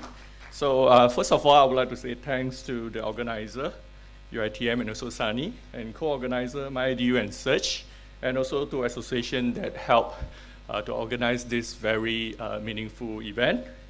Then also good morning to our special guests over here, right, from UITM, and also Associate Professor Dr. K, all right, and also Mr. Chang, Mr. Ian, and also Ms. Patsy. Right. Okay, so a very good morning. So I welcome you all to join this talk, and also together with all the fellow panelists today. Right. I'm Jeffrey from MyEdu AI Robotics Research Center. So you can see on the pamphlet from professor from Genevasi University College. So today I would like to be using the role as the director of this research center to bring you this topic, AI robotics education to enable smart manufacturing. Okay, so maybe I would like to bring a topic that more relate to all of you, because I got to know like most of you are students from UITM, if I'm not mistaken, right, and also all our fellow guests. So today we are talking about smart manufacturing, but we need to start young. So how we can get ourselves ready, especially at your age here now in university, how we can get ready ourselves for the coming smart manufacturing era, the next generation. So you want to be competitive and also be skillful so that you can, excel in your job field after this. So my topic today here also aligned to my research center. So over here, I have some brief description about my research center. So over here, MyEdu AI Robotics Research Center. So the important point, maybe it's a bit long here, but the important point is we want to create a new generation of practical AI education system. So that is what the story that I would like to share with you today. Okay, so how this thing relate to you? I'm going to present using these two perspectives. So the first one is AI robotics in smart manufacturing. So you might ask, like, what are those things that relate to you? And what are this technology actually got to do with smart manufacturing? So I'll bring you some videos over here so that it is more attractive and you can understand better. So I will show you some application of AI and robotics technology in smart manufacturing. Namely, so I'll point out 4 examples to let you see what actually happening in factory today and also in future, what are those AI robotics technologies that's going to happen. So this will become the requirement that you need to study or equip yourself so that you become competitive when you step out from your university and walk into your workplace, right? So from there, I would like to link to what our effort in MyEdu Research Center. So the second one is this AI robotics education that enables smart manufacturing. Because you will be the generation that move our country and also our world forwards for the next generation, right? So you will be the generation that enable the smart manufacturing in future. So for that, we as an educator and also our fellow colleague here from the various departments and also all the stakeholders, we would like to put our effort to see how we can cultivate you all so that you equip yourself with the necessary skill set that enable the smart manufacturing in future. Right, so that is the second topic that I'm going to explain in today's talk briefly, because I only have like 20 minutes. So I will show you how we can actually start learning AI robotics at the age like you, right? So we're starting from how we can learn practical artificial intelligence, even you are not in the field of computer science. I got to know, like many people actually want to know or want to learn about AI, but they are not from computer science or engineering and so on. Even my fellow colleague or my friends from medicine, from agriculture and so on, they want to learn about AI. They want to know how robot able to navigate in the house safely. They want to know how face recognition actually enable, for example, payment, because they are using that, right? We understand that today, the banking system, people are starting to worry that is my money safe to put in the bank? So we need to learn, right, the AI technology so that we can ensure that we know the technology that we use every day in life, right? So from there, I will start to introduce how we can actually enable this kind of education for all of you, not only for computer science or engineering, but all of you, right? So from there, I also will show you what we call the zero requirement education approach. So we want to bring this AI education to everyone. And that will be the main focus that I'm going to tell you how this is possible in the second half of my, what we call the MyEdu AI robotics education. Okay, so let's start. Right, I need to keep my time to make sure everything is in time. So first, AI robotics is smart manufacturing. Right, so I put a video here. I'm not sure if playing. Okay, yeah. Right, so this is a factory that produce, can I have this thing? Okay, right. I think this is easier for me to be more flexible. Okay, right, so from here you can see that we have this automated vision system for glass jar detection, right? So computer vision have been used extensively in manufacturing. And in future, especially in smart manufacturing, we will use a lot of what we call the AI visual inspection. Because from now, we use a lot of technique, we use sensors, we use like human eye to check the quality. But for us human, we are not like able to stay focused for like 24 hours without stops, and we will get tired. And also for other sensors, they might have different blind spot and so on. So AI have been proven that it become very effective to help us to improve this inspection quality. Okay, so from this video you can see like, yeah, they are using the camera, try to do the inspection, but the main analysis or the main parts that do the analysis is the software, is the AI, is the artificial intelligence. So that will actually help us a lot to improve our manufacturing quality. Okay, so this is one of the very broad application of AI in smart manufacturing. And I will say this actually will bring in a lot of productivities. I don't know the statistics like how much it actually played a role, but I can foresee in future a lot of the part of the cost can be like reduced if we use AI to help this kind of inspection. And for this inspection, it needs in all kind of manufacturing. Any production or even like inspection for all other things. For example, inspection of our buildings, for pipelines, for cables and others. So we use a lot in this AI visual inspection. Okay, so this is one of the, okay, I'm not sure why the video stopped here, right, but you got the idea. Right, so the second one, I guess this one also, everyone is related to you, right? Because of Lazada, Shopee, you need this. Right, so you need all this small little guy. It's not really small, it's quite heavy, if you see the real thing. Right, to help you to move this thing from the warehouse and then send to the Abang delivery and send to your house. Right, okay, I will mix some Malay in, but I hope our fellow colleague from China can understand. Right, so you can see, these are all the AGV, and previously AGV actually ran on the magnetic tape, which is we have the line down there to do the marking so that the robot can follow the marking and move. But as you see in this video, we no longer have the marking, right? As you can see, like there's no marking there. So the robot actually moves autonomously. And this technology stands to, because of the advancement is, for example, like self-driving, right? Everyone knows Tesla, knows autopilot, right? So we actually have a lot of advancement in AI that bring forward what we call the self-driving technology. So, and partly also because of this, the warehouse automation that brings all this technology forwards, and because of AI, also computing, cloud computing, IoT, and big data and all this thing, we have this in real world. Okay, so today, in the factory, we no longer have a lot of workers, but we actually have a lot of robots try to manage all the warehouse automation. So this technology putting forward, we can see, for example, now the e-commerce is actually getting more and more market share as compared to the retail.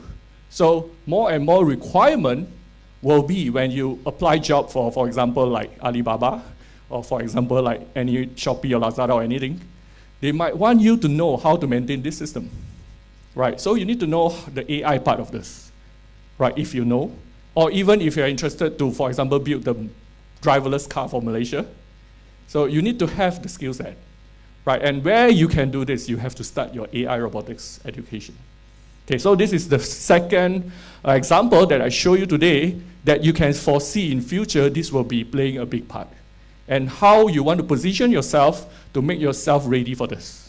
Okay, so this is no longer like not related to you or not in your curriculum or department. This is related to everyone. Okay, right. Right, the third one, so this was a video I taken, and one of my former collaborator in Japan, the RT Corporation, so they built this robot. So you can see, can you identify like the middle one is actually not human? Okay, so it is actually a dual arm robots called Footly over here, and it's developed by this RT corporation in Japan. So they built this robot, and currently they're pushing into the industry. And this robot can actually work side by side. The two person beside, they are humans, right? And the one in the middle, this is the robots. And we have the two arms, and then you have you see the head is very focused on the object. Okay, and to do, you know what is the one that they're picking? It's fried chicken. So you know how hard to actually pick up fried chicken? I doubt you agree with me, okay? Because it's so easy to pick up fried chicken. But try to ask your AI professor, how hard to actually pick up the fried chicken? Then he will tell you like, it is actually very hard. Why? Because it is irregular shape. Tell me, what is the shape of fried chicken? Right, so when you want to program your arm to catch the thing, so how you want to program? There's no way for you to program because you cannot define the shape. Even the size sometimes is bigger, sometimes smaller, right? So how you want to program? And that is the power of AI. Okay, so you use the AI to actually make the robot enable them to catch things that change dynamically or things that cannot define in engineering way. Because in engineering, we measure everything down to the 0.00 something millimeter. But over here, can you tell me what is the difference between this piece of chicken, fried chicken, and that piece of it's totally like you cannot do that. So to deal with this kind of requirement, we need a lot of AI in our engineering perspective, especially over here. We need to incorporate with industrial manipulator. And over here, how the robot actually know which one to pick up is by the vision. So this one relates to the first example that I show you, that it used computer vision to find and to plan how to actually pick up the piece of chicken in order to put on the bento box. And you can think this one, like in future, maybe our pisang goreng also can do like this. And you know how different is pisang goreng by this store and that store, right? Right, and not just the taste, but the whole thing, right? Okay, so can we automate that? So our automation actually stopped, and now it become like pick up further when we put in the AI part. So this is what we call the future, the smart manufacturing in future. And I hope you got my message, okay? Right. Then this one is for the human-robot collaborative manufacturing. And then this video was taken in a factory. I cannot remember. Okay, so this Kojima Press industry. And this video was by SoftBank Robotics that produced Pepper. Maybe you don't know Pepper, you don't know SoftBank, but you know SoftBank as a telco, for example. Okay, right. So SoftBank, or maybe you can imagine like the president of SoftBank is the main shareholder of Alibaba. So you can imagine how big. And this robot Pepper is produced by Foxconn. Then suddenly everything relate to you, right? Okay, so they actually built this robot, what we call Pepper, and they start to do this pilot test to put robot in the factory, but not for the production, for the assisting of the human in the factory. Like for example, this robot is used because there's a problem. So over here, okay, everything is in Japanese, so that's why I didn't turn on the audio. So let me explain. So they said as the age getting higher and higher, for example, like the problem is very serious in Japan.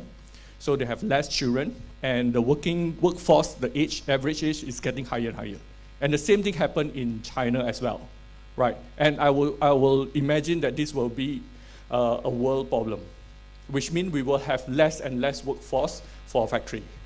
So in future, how we want to solve this problem for our manufacturing sector is to introduce assistant for our workforce, right? And over here, this effort by SoftBank, they are trying to work with this Kojima Press to find out, is there any possibility that they can use this robot, which is a semi-humanoid robots, very human-like robots, to actually assist, not to replace, but to assist the human workforce. For example, over here, what the robot is trying to do is try to monitor the mental and also the health condition of the worker. So they actually like try to check is the worker overworked, for example. OT too long. Okay, so they might have some like the biometric sensors and so on, and the temperature, and especially now we have the COVID, we have the SOP. So who is the one that actually take care of all this thing? We can actually ask the robot to do that. So they use the robot to actually move around the factory and try to take care of the welfare of the worker. Okay, so this might sound very futuristic, but it's happening in real. It's no longer in video or movie. This is a real one. I even have this robot in my lab before, and we developed this for various kind of application to actually help our industry. Okay, so this is another factor that I think how we need to get ourselves relate if we want to equip ourselves with a skill set, proper skill set for smart manufacturing in future. Okay, so you can see all these things. So this robot, remember this robot because I'm going to show you this robot again after this. Right, so this robot, the name is Pepper, semi-humanoid, have a very human-like features, and it is the first mass-produced humanoid robot in the world, and it was introduced in 2014. And 5th of May, which is like 2 days ago, was the birthday. Okay, right. Okay, so this was my SoftBank. Right, so that is the first part. Okay, so I finished everything in 10 minutes, good. So the following 10 minutes, I'm going to share with you, so how or what you can do in order for you to catch up with this trend. How you want to equip yourself, regardless you are computer science, engineering student, or you are none of this faculty. You are from maths, physics, or even art stream, accounting, okay, it still relate to you, as I said just now, okay. So the second one, AI robotics education. So I put down the screenshot on the left, on the right hand side, okay. So these are the screenshot I taken from my previous video. So those are the things that we can foresee in future. We need all this kind of skill set in order to push the technology in the industry in future.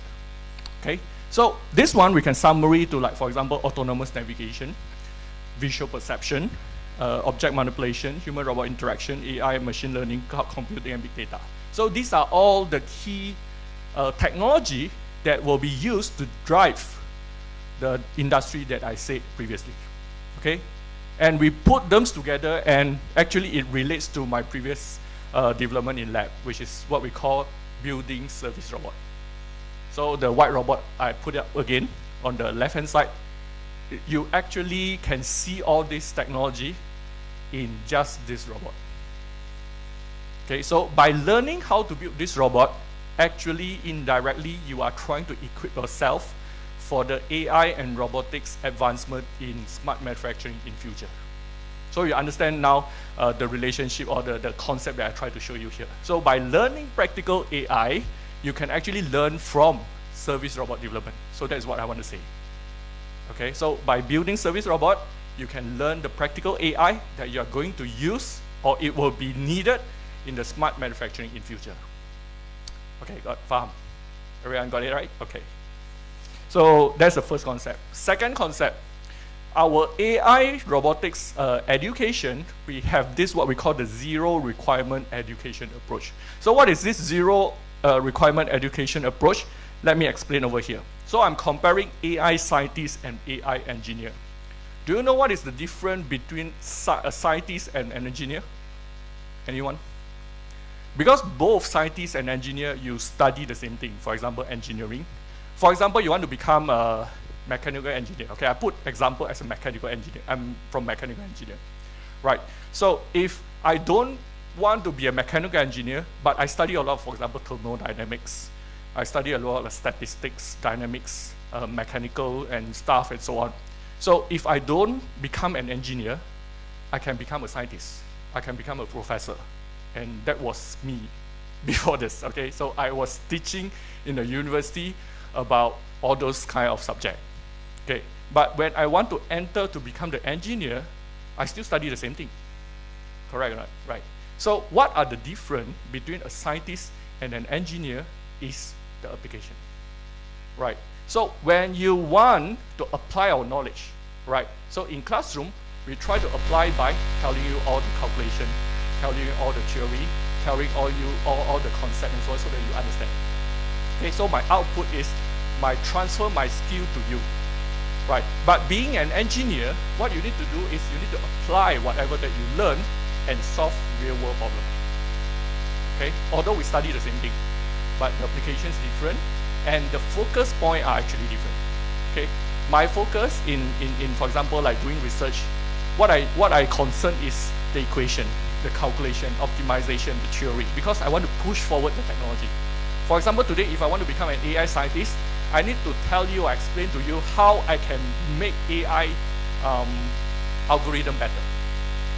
Okay, but if I stand on the point of an AI engineer, the topic that I'm going to tell you is how I use AI to solve problems. Can you see the difference?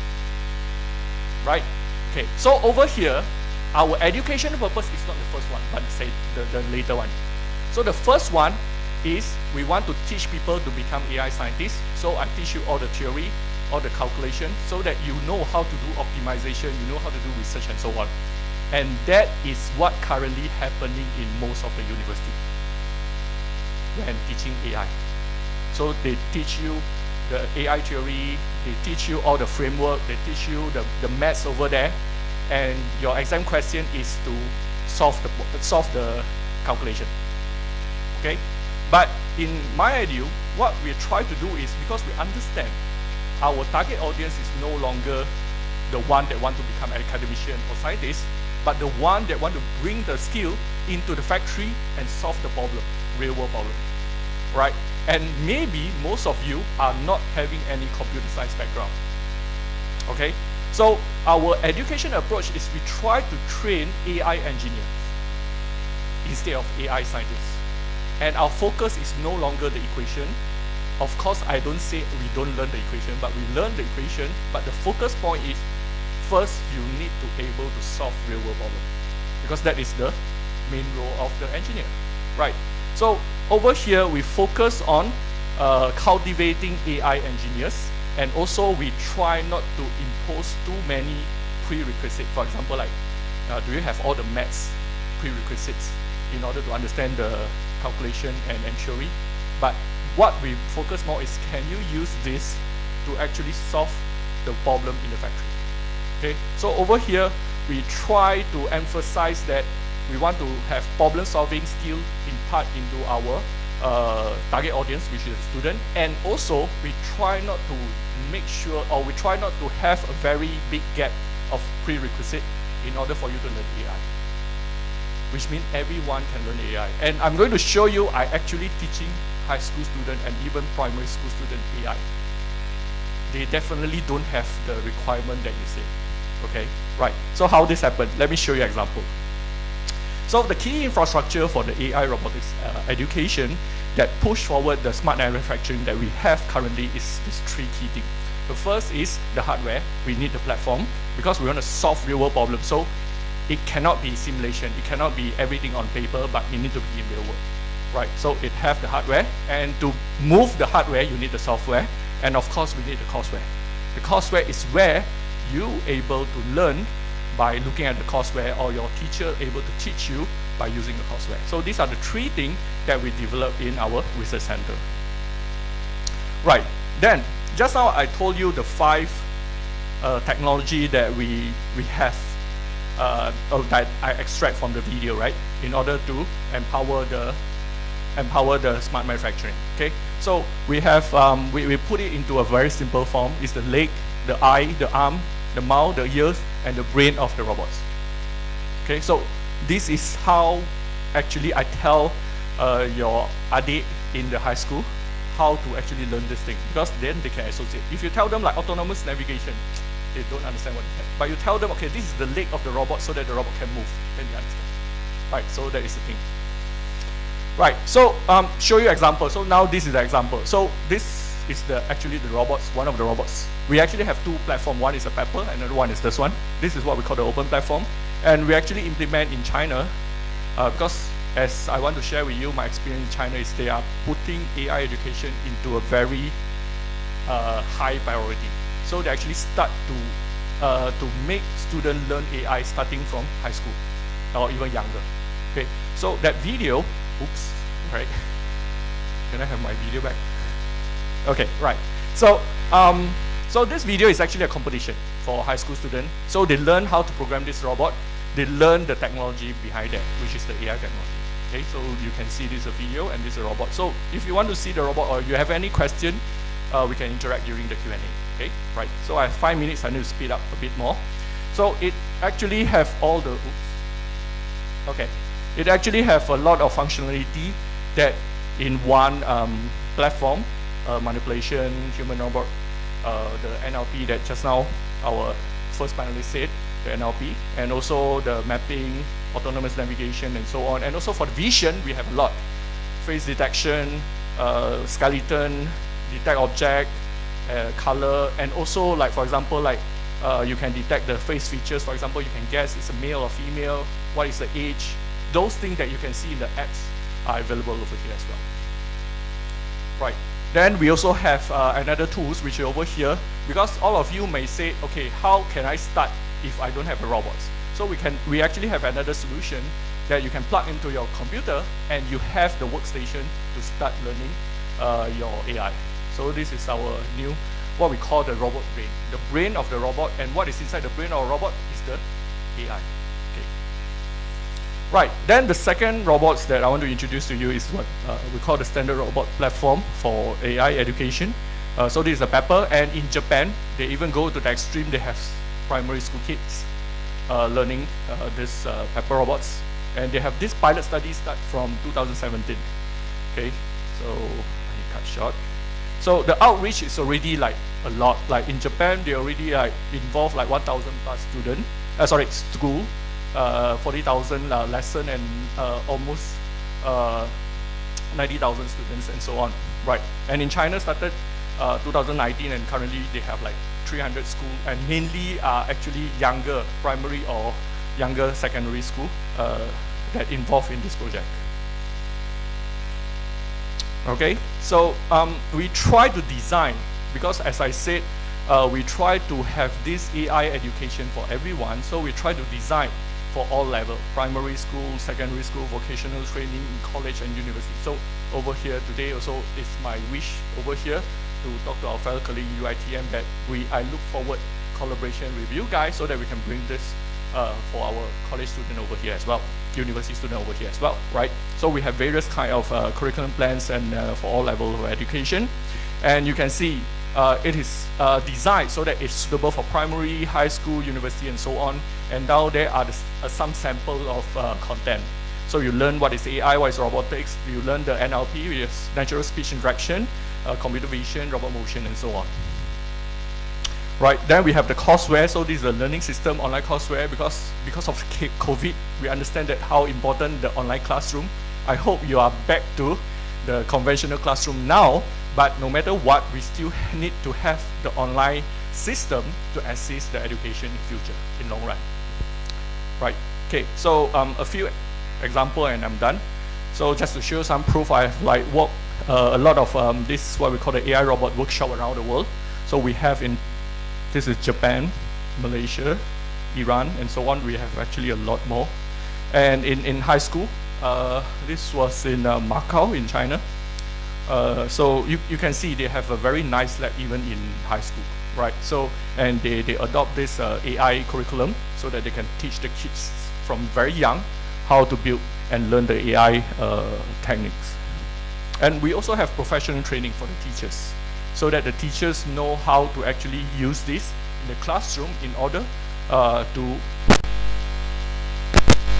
And lastly, as I said, we also start to put a lot of effort in this online classroom and open resources, because we understand that a lot of people want to learn, and even the general public. So we actually have free online classes that you can view. You can go to YouTube, and for our fellow members, that you can see a lot of open content. So we want everyone to start learning AI, and you can start without to worry about it as long as you're interested. And as I said just now, it's very important for you to learn now, because in future, if the smart manufacturing is going to happen, you need the skill set in order to be compatible in your workforce, in your workplace. Right, and yeah, our current partners, institution in worldwide, so we have quite a lot of partners that work on this. So this is just to show you that our level is on par all over the world, right? Okay, so with that, I would like to say thanks for your attention. I hope this talk actually tell you something that is related to you and you have some interest. And if you have any question, feel free to ask me during the panel discussion after this. Okay, so with that, thanks a lot.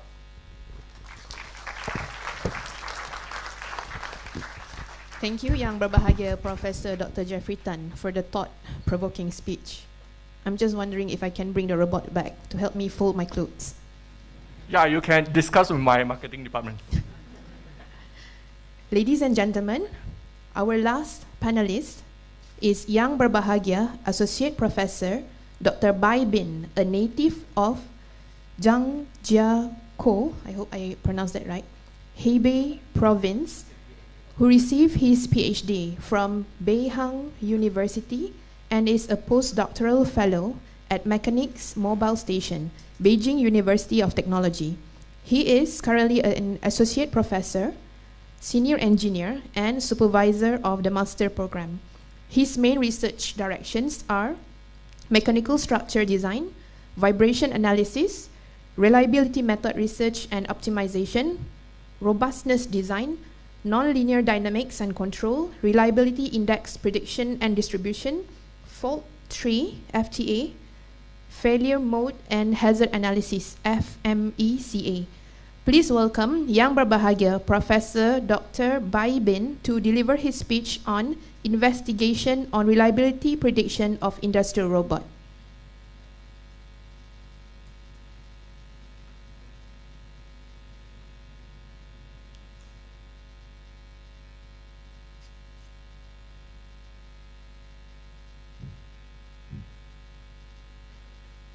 Hello, everyone.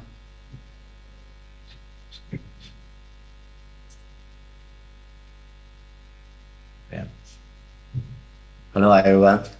It's almost noon, so I will talk quickly. Don't wait too time. My topic is investigation of reliability prediction of industrial robots.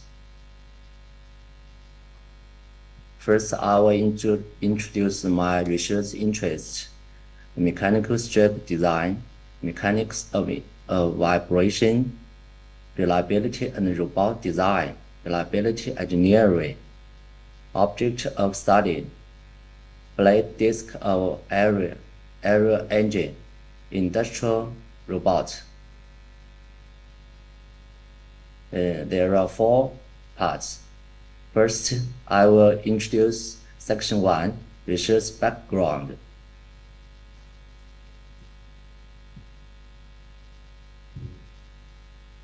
Robots are mainly invented at following types, such as mobile robots, biomimetic robots, industrial robots, mechanical robots, and agricultural robots, and so on. Today, we mainly talk about industrial robots, such as vending robots, transfer robots, comparative robots, packing robots, sorting robots, stacking, or assembling, disassembling, mobiling, screen, painting, and punching or cutting robots. And industrial robots are applied in many aspects, such as electron, industrial, upper and lower material, automobile and household applications, industrial, other industrial.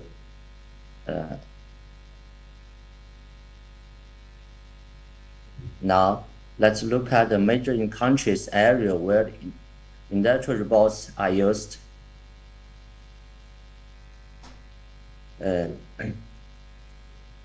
Which countries are industrial robots? Generally, there are 4 countries that are recognized as possible strengths of the industrial robots. They are ABB in Switzerland, and Kuka in German, Fanak and Asakawa in Japan. And they are called as four big families. Among them, reduce is one of the common parts, but 30% to 80% of the market is occupied by Japan, which shows that Japan is the most powerful country in the production and the manufacture of industrial robots. But which countries are showing China or industrial robots? Among them, Xinsheng is the earliest industrial robots company in China, and its scale is almost relatively large. Besides, Aston, Huashu, and After are good industrial robot companies in China. Now, let's look at development of industrial robots. The development of industrial robots can be divided into three stages. The first generation robots, teaching playback robots. This kind of robots can repeat operation according with the behavior and space, and the teaching can be done hand by hand or through demonstrator. The second generation of robots, perception robots.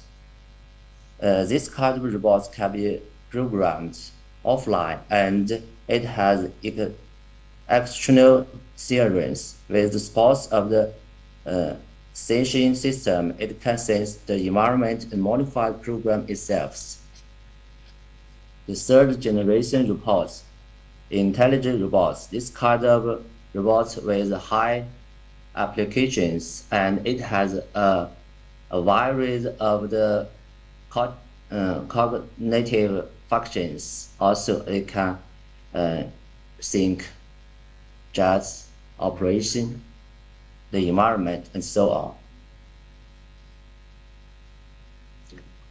on. Now, let's look at companies of industrial robots. And the industrial robots are mainly including 5 parts, such as body, servo motor, reducer, controller, and driver. According to the structure, the industrial robot can be divided into 4 parts. The rectangular coordinate type and cylindrical coordinate type, spheric coordinate type, joint type. In fact, the industrial robots, the working environment industrial robots is very complex, and these factors affect industrial robots. They are compose each other, and there are some uncertainties in this influencing factor, such as environment, temperature, humidity, vibration, and electronic interference, and so on. Therefore, it is very necessary to study the reliability of industrial robots. This will be significant to improve industrial robots' mitigation strategy and to characterize their risk to improve their service life.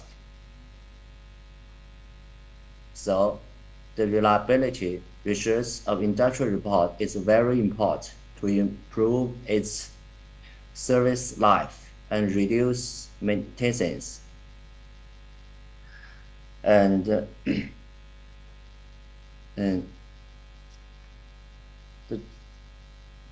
the reliability prediction method includes such as standard prediction and manuals such as handbook.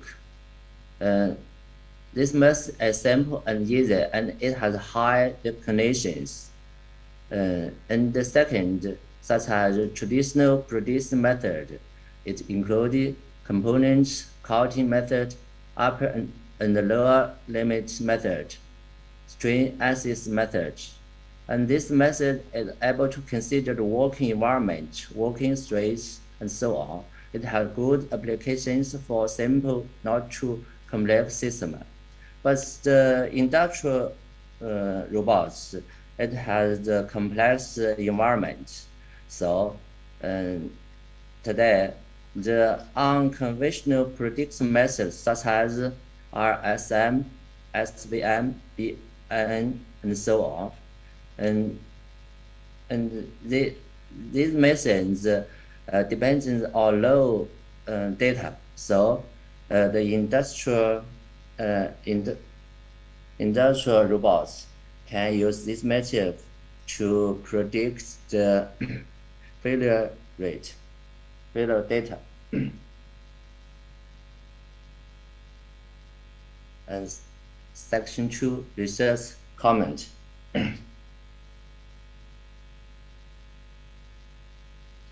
In fact, the reliability predicts of industrial robots is to calculate its failure rate and use original industrial robots failure data to predict new industrial robots failure. First, establish industrial robots prediction model.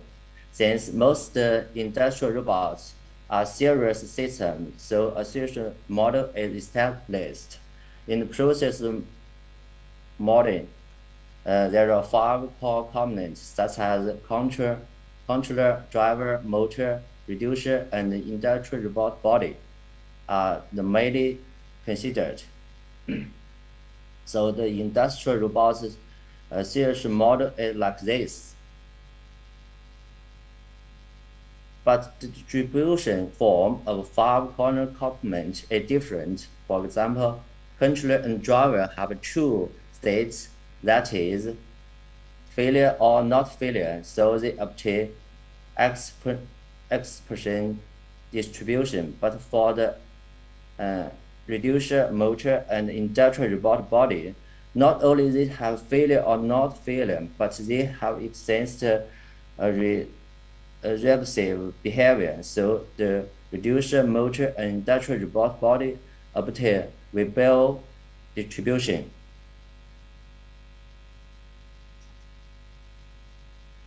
So the failure rate prediction model for robots like this lambda S.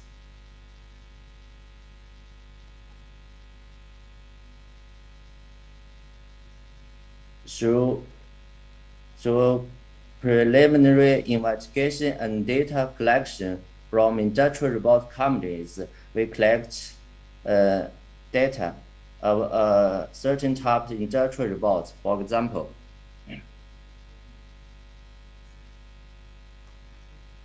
TE to T5 is these are the original failure data of 5 corner components, and the best path curve was used to eliminate the cause data, and this is controller failure rates best path survey, such as like this. And then the early failure point is updated, and data of less than this point is got rid of, and we acquired new failure data like this, TN1 to TN5. Then we can obtain the failure rate of original industrial robots. This is the process of solving the failure rate model of the new industrial robots. First, we establish the comparison matrix. Then the weight of the class 5 factors is updated, and then the subfactors are updated, and the correction coefficient of failure rates is obtained. At last, and the model of the new original robots is established lambda s. The last section, conclusions. Establish the education model of industrial robots and complete fault data fetch, screen, and refetch. We solved the early fault time point by bathtub survey, which described a base of industrial robots mutations. At the same time, the early fault data of industrial robots are secret arts, and useful data are obtained by maximum likelihood fitting to obtain the distributed parameters of the new industrial robot. Second, the interval theory is used to qualify epistemic system and as take heritage progress as used to refine reliability in flows in factories and correction coefficient of the failure rate is solved, and finally the failure rate of the new industrial robot is obtained. The third, this invitation provides a basis for industrial robots' reliability growth and maintenance systems. Okay, thanks very much.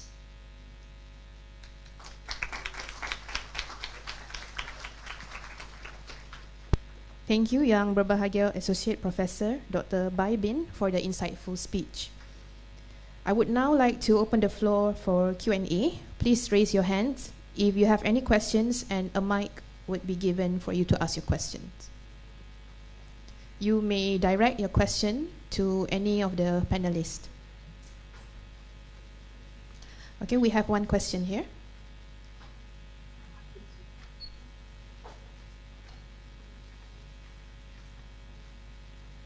Hello, thanks. Okay. Thank you for the opportunity to give me a chance to ask some question. So my question is directed to Dr. Jeffrey. So throughout the symposium, the focus of the sharing is more sided to the positive side and the benefits of AI and robot itself. So my question are, what are the main problems that we are facing currently, either locally or internationally, in the smart manufacturing? For example, in the perspective of implementing or interaction between society and robot itself. And then the second question is, as for Malaysia, are we ready to move into smart manufacturing, judging from our low-cost labor manufacturing model, as well as the issue of the job opportunity that we are currently facing nowadays? That's all. Thank you. Right. Thanks for the question, and it's a very big question to answer, so I try to make it very brief. First is the problem, right? So what is the problem of implementing these kind of things? I will say two aspects.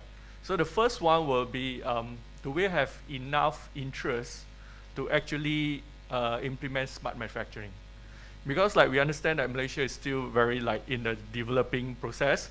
So we actually, in terms of investment, in terms of economic perspective, we don't really run at the very front. Okay, because it's not cost effective for us. So we need to see our position. So the first question is, do we have enough interest? So interest can be in any form, right? It can be in a lot of perspective, whether in terms of the cost-wise, the technology-wise, and also other things, all right? There's a lot of considered factor. So this one also involves, for example, if the government actually have this much of interest, as compared to national interest and so on, whether we can actually invest a lot to make this smart manufacturing realize or materialize in Malaysia. So that is the first thing, right? So that is what we want to say. The second thing is also about, okay, because I focus more on education, I would say our human resource. So is our education system, our workforce training ready for this? And that is the part that I think I play a lot, because I'm in that position. So previously I teach a lot in university, but now I feel like I want to do more, right? So instead of teaching in one university, now I want to teach in many universities, right? By providing education solutions. So the education solution, what I can try to do is in Malaysia, I would say we are actually having the potential, because I work with many students all over the world. Okay, I worked in Japan before, so I know how the Japanese student behave. I worked in China before, so I know how the Chinese student behave. And in these two countries, they have a lot of foreigners, students from all over the world. So I know roughly like the difference and the similarity between this. And of course, I work with Malaysian students a lot. So I know the potential, right? So, and I feel like for all the students, you are having the same potential. Everyone have the potential. Don't worry about your CGPA, right? Because if you want to compare CGPA now and you compare your payslip later on, you will see there's actually no direct relation, okay, right? But we don't measure your success by using your salary, okay? So there are actually many more things. I'm just putting an example. So to answer your first question, the difficulty will be first, do we have enough interest to bring the technology, and also our human resource? So that is the first question. I actually cannot remember what is the second question. Just a brief, yeah. Just what is that?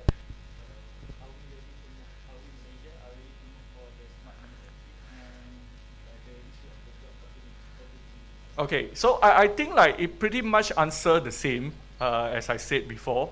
So the first is like, what is the difficulty? As I said, that two things. And the one that, are we ready, or do we have the things to do that? I think it's the same, right? These two actually have the same answer. So it's a national interest and also our human resource. But if you want me to comment on the current situation, actually, maybe this one need to ask our panel over here, because like I actually came back like 2020, so I don't really much grasp the very how to say actual scenario in Malaysia scenario. But if I compare overall as compared to Malaysia and other country, I would say our quality of student actually are the same. Okay, quality of student are the same. Our education system in terms of quality also the same, because we have very high how to say accreditation process and so on. I would say like that there's no problem, right? But I think more important is the mindset and the attitude of the students. So I would see like our student aggressiveness. Okay, I'm not sure. I don't want to try to offend anyone, right? But I would say when I work with Chinese students in China, they are very, very aggressive.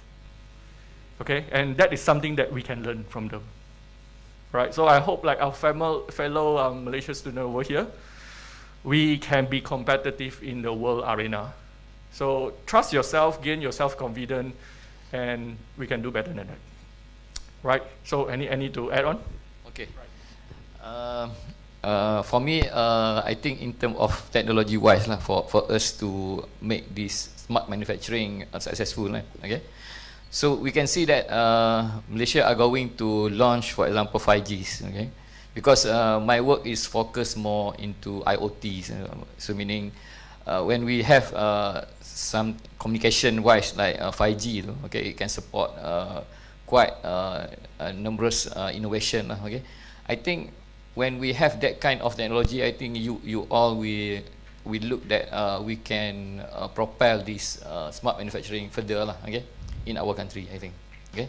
And that one in terms of technology-wise, okay.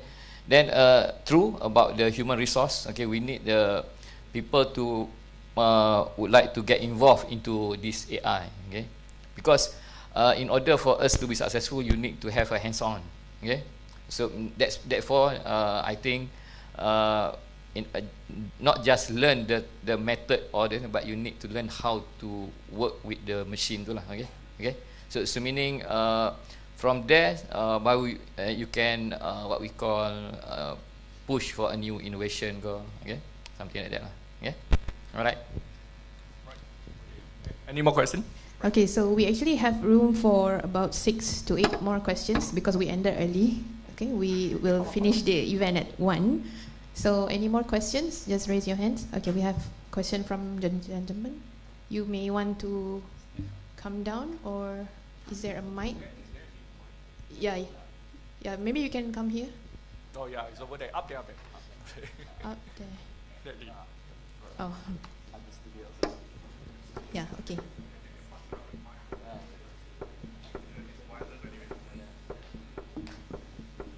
Hello. Chong Wu, selamat tengah hari. My name is Muhammad Umar Al-Hakim. Previously, I'm a student from electrical engineering. My question is, any advice for us as a student to get ourselves ready to adapt the fast changing job market in the digitalization era? Thank you. All right, digitalization. In order for us to be equipped with the knowledge about it, first thing I think you are there lah, because in order for you have the knowledge on mathematics, science, okay, then you can further the knowledge into understanding computing, codes, programming language, okay. Then further I think this one should be easy for you all here lah, okay, compared to others that are not the engineering background, okay. I think therefore, like Prof. Jeffrey said just now, you need to be aggressive. You need to have initiative to work into, to look and to go into this area, okay. Because like we have previously talked, okay, this will be your future jobs, okay. That's why in order for you to be successful, you need to ask yourself and try to get involved into this technology lah, okay. Okay. AI it will work from machine learnings, okay, machine learnings. So it will use the knowledge from machine learning to make a decisions, okay. Therefore, the important things that you can understand is that you should learn machine learning, okay. Then in order to understand machine learning, you need to understand the data analytics, okay, data analytics behind that. In order to understand the data analytics, you need to understand the method that we can use, okay. Then the method that we can use, you can understand mathematics around that. That is the sequence that you know, the knowledge that you should have in order for you to be good in this AI area, okay. That from my view. All right, so I try to add in a little bit more like about digitalization. I think in terms of infrastructure, we are ready, right? As we said, we are starting to get 5G, right? Although I've been using 5G like when I was in China, but we're heading, right? So in terms of infrastructure, opportunity, resources, we are there, right? So it's the people, okay? But I don't worry, because like nowadays, youngster can pick up technology faster than our generation, or even like you are teaching your mom how to use your smartphone using some apps and so on, right? It's not the other way around anymore, right? So for all the young generation to pick up the digital stuff, the technology stuff, I don't think it's a problem, but I would like to set your target to a bigger picture, right? So I really hope like Malaysia student, you can walk out from your house, your university, and your country to see what actually other peoples do. And in today's, we collaborate with Chinese from China. So I learned a lot when I was there. I learned a lot from them, and I really want to share with you like the opportunity or things that you cannot imagine that you can learn outside of our home is a lot. So you have to walk out. The digital world and the technology that you see in Malaysia is not just this, but it's much bigger. So if you walk out from your boundary, your comfort zone, you can actually see a lot more. And I really hope like you can set a higher and further target for yourself, right? So no need to worry about are we ready or can we do it? Because if you want to do it, you can. Okay, so it's a matter of whether you want or don't want. It's not whether you can or cannot. Right? Okay. Right. So can we have another more question? Yeah. Any more? Don't forget that we have another two panelists. Yes. If you have any question, yeah. and don't worry, you can ask in Bahasa. I will try to translate. If they answer in Chinese, I will try to translate as well. So don't worry about the language barrier. Okay. Okay. Any more questions? Just raise your hands. Okay. We have one here. You can go.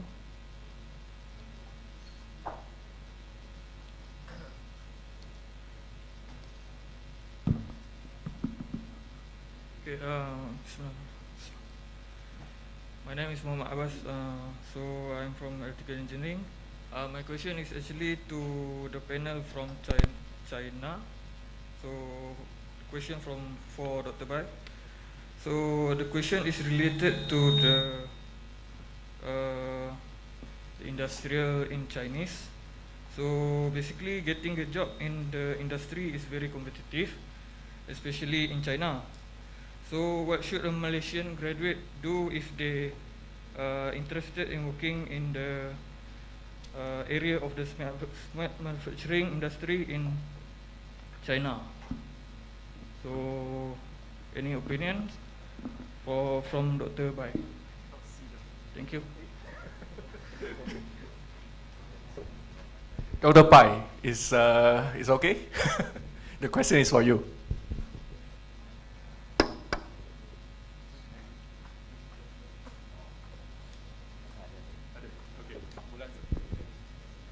Okay, perhaps Professor Tan would like to translate to I can't really see them. Dr. Bai. Right. But can you hear the question? Do you understand, Dr. Pai?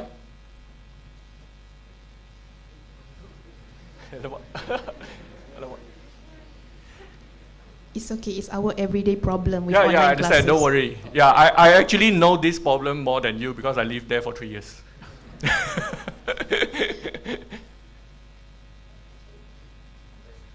I can't really see them. Are they online? Okay, maybe we will let the technical staff to, yeah. I'm sorry, I have no questions. Thanks very much. No question. Thank you, sir. 你好，你好，他是有一个问题想要问你。哦，他有问题问你吗？对对对，他有问题想问您。是白老师吗？他想问，你好，对，你好，你好。所以他们想问的问题呢，其实就是说，他们是说，如果说马来西亚的同学他们毕了业，想要在中国就在这个比较这个工厂，就您那一边啊，或者是就是这个先进的智能工厂里面，如果要找一份工作的话，所具备的条件是什么？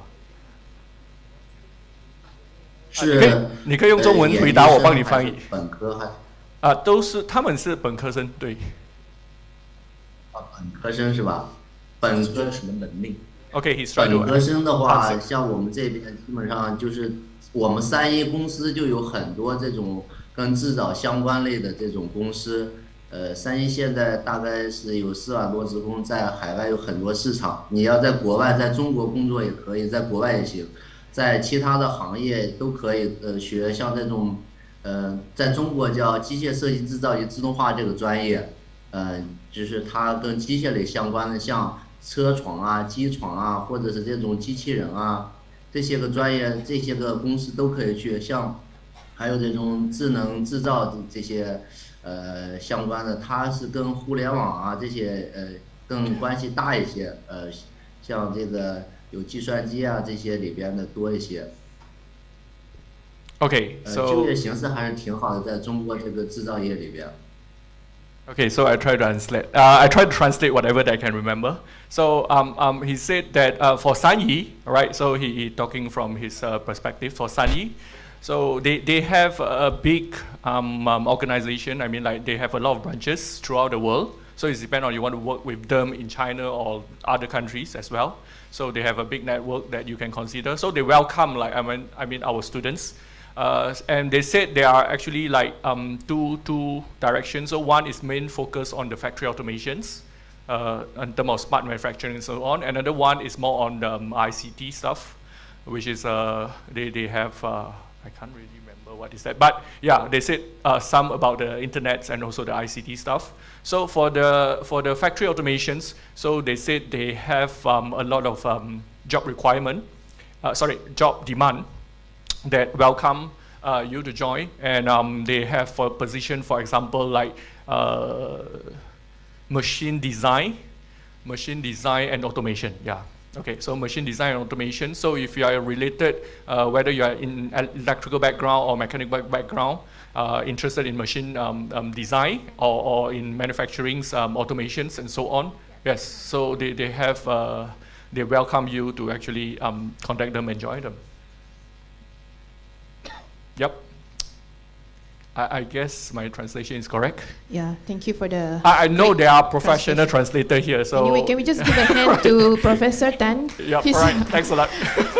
You know, a good translator. He can remember both question and answer. Okay, so we have another question. Hi, good afternoon. I got 2 questions over here, and my name is Adiba Nurhanani bint Abdul Rahman. The first question is, which assessment is used to test the intelligence of a machine, and is it the same way to test all of it, like the paper robot just now? And what are some misunderstanding about AI, and how do you explain and prove it to people that AI can help us in the future? Thank you. Okay, all right. Okay, all right, okay. So first, assessment. So how to assessment the intelligence of machine, all right. So I actually have a very old, I don't know whether you know Alan Turing. I believe you saw the movie before. Yeah, it's a very famous guy. So he's like the father of AI or the father of computer and so on. So after him, then we have the computers today, all right. Although it's not just him, but a lot of people. But he's like the history, the main figure for AI and computing. Right, so he actually have a very famous test called the Turing test. You can search in the net what is the Turing test. And I actually think a lot about this test. Is after you did the test, you will feel like intelligence is not something just from human. Right, okay, so the test is very simple. Right, the test is like if you still remember the era, or maybe you are not in the era, okay, so I was in the era that we have text messaging. Because now you no longer do text messaging, I mean you do a lot more videos and so on, but there is an era we can only do text messaging and we have limited, for example, the SNFs, 160, I don't think you know all these things. Right, so in the very limited communication channel where we can only send text, he said, intelligent is when you can do this text messaging and you give meaningful response. So, for example, he sent you a text in Mandarin, and you can reply. So, can I say that person know Mandarin and don't having the intelligence to answer me in Mandarin? Do you think so? And that is the test actually, right? So that is the test. So if you did the test, and they actually make the test even harder. You try to assess that reply to see if that replies come from a real human or a machine. Okay, so it's actually very tricky because during the test, the human will try to act like a machine and to see if he or she can deceive you. Right, and from there you assess whether that is the intelligent or not.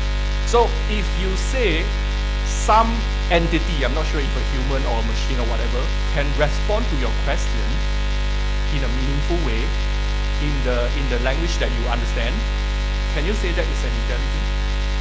If you say yes, then artificial intelligence and human intelligence is actually quite the same. And in fact, sometimes AI can actually answer better. Right. So that is what I say. And one more movie like Ex Mechanica or something, it actually extend the Turing test to like they tell you that is the robot that will answer you. But the person that receives actually don't feel robot at all. They feel like the response is so real that it comes from the real human. You can watch the video, it's quite nice. I mean, it's a movie. It's a sci-fi movie to explain, to let us think more about what is intelligent, and is intelligence something that only we human have. Okay, because I think like one more thing that just now you said like misconception, right? I would like to ensure you in my lifetime, in your lifetime, I'm not sure, in my lifetime, AI will not take over the world. Okay, you can mark my word, everything is recorded today. Okay, but in my lifetime, I hope I can live very, very long. AI is not going to attack us or to take over our world and so on. And those that say that, the behind is actually the human. Okay, right. So AI can be a dangerous tool. Okay, that one I agree. AI can be a very dangerous tool, but the misuse is always come from the human.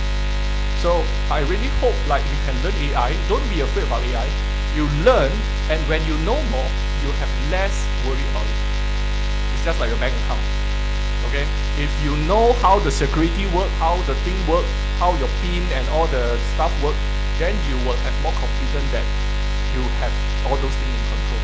So same like AI. That's why I say AI is not something to be learned by only the technical person.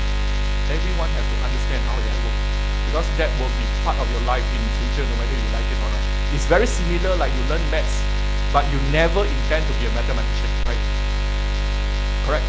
But you still need to learn maths no matter what, or else you can't even buy your food because you don't know how to calculate, right? So AI will eventually become like that. Okay, yep. Thank you, Prof. Jeffrey. I think that answer your question, both your question, is it? But I try to add a bit. Okay. In order for us to test the AI or machine learning, all that, okay, we need to look into the use case. Okay, for example, for computer vision, so we will test in terms of the capability of the system to detect, to know what is being the true. We will detect on that one, okay. Meaning that from them we know that the robot have successfully detected how many percentage, okay. That is how we classify, meaning we need to do some classification on the machine learning, okay, for the computer vision. That some kind. Okay, then in terms of then we have another use case, for example, voice recognition, pattern recognition, that will be test under different situation, okay, according to use case. Okay. Then for misconception of the AI, okay, like I said just now, for the artificial super intelligence now, okay, they can build themselves, they are smarter than us. There is some kind of thinking now, okay. But we know, we human, we control that. We control the system. Therefore, we should not be afraid, okay. Because when we know we are in control, then there is no problem on that. Okay. Then maybe what we should be afraid is about the AI is classified wrong. Okay, meaning we would like they to do this, they do different things.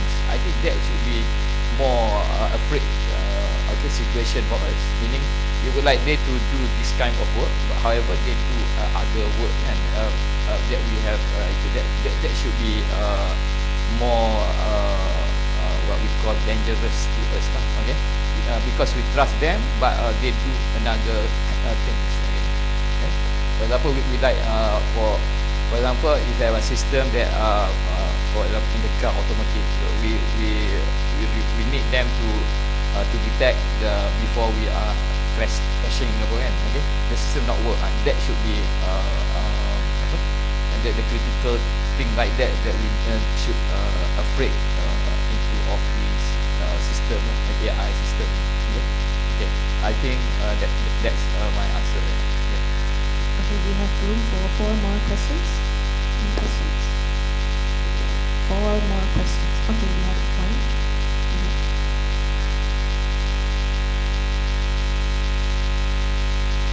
Okay, maybe you can just use the mic now.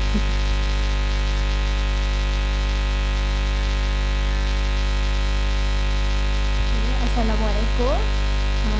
I am Nishazli, and I have a question for Dr. Zainal. Especially for UiTM, what skills do students need to equip themselves with from now to prepare for smart manufacturing? Thank you for the question. Okay.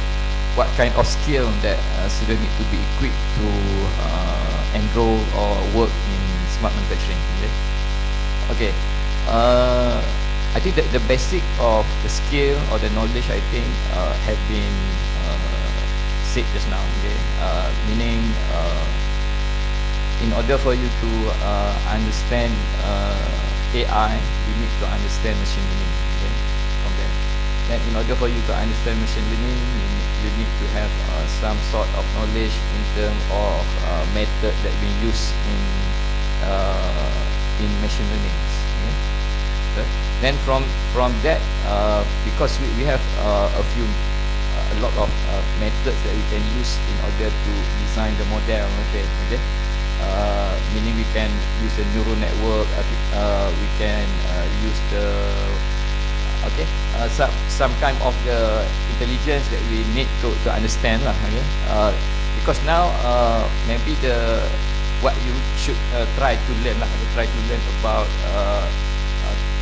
CNN, convolution neural network. Okay. On the deep learning, I think one way of we have machine learning, and we also have what we call a deep learning. And deep learning is using a neural network to make classification into the system that we are designing. Okay? So I think you should learn machine learning and also deep learning. Okay? Then from there, further you will understand about you learn about the classification for the AI. Okay? Then from there you will equip with the AI knowledge. Okay? So try to work on machine learning. Try to work on deep learning. Okay? On that knowledge. Okay. Do we have any more questions? Okay, we have one more from the same student. Yes, you can ask. By the way, those who have been asking questions, please stay back because we have a gift for you. So now maybe more will ask questions. Hello, and my name is Rahana Aisha Bibsha Alam, and I already know that from the AI we know have like a robot, like paper, have a data and coding for it, right?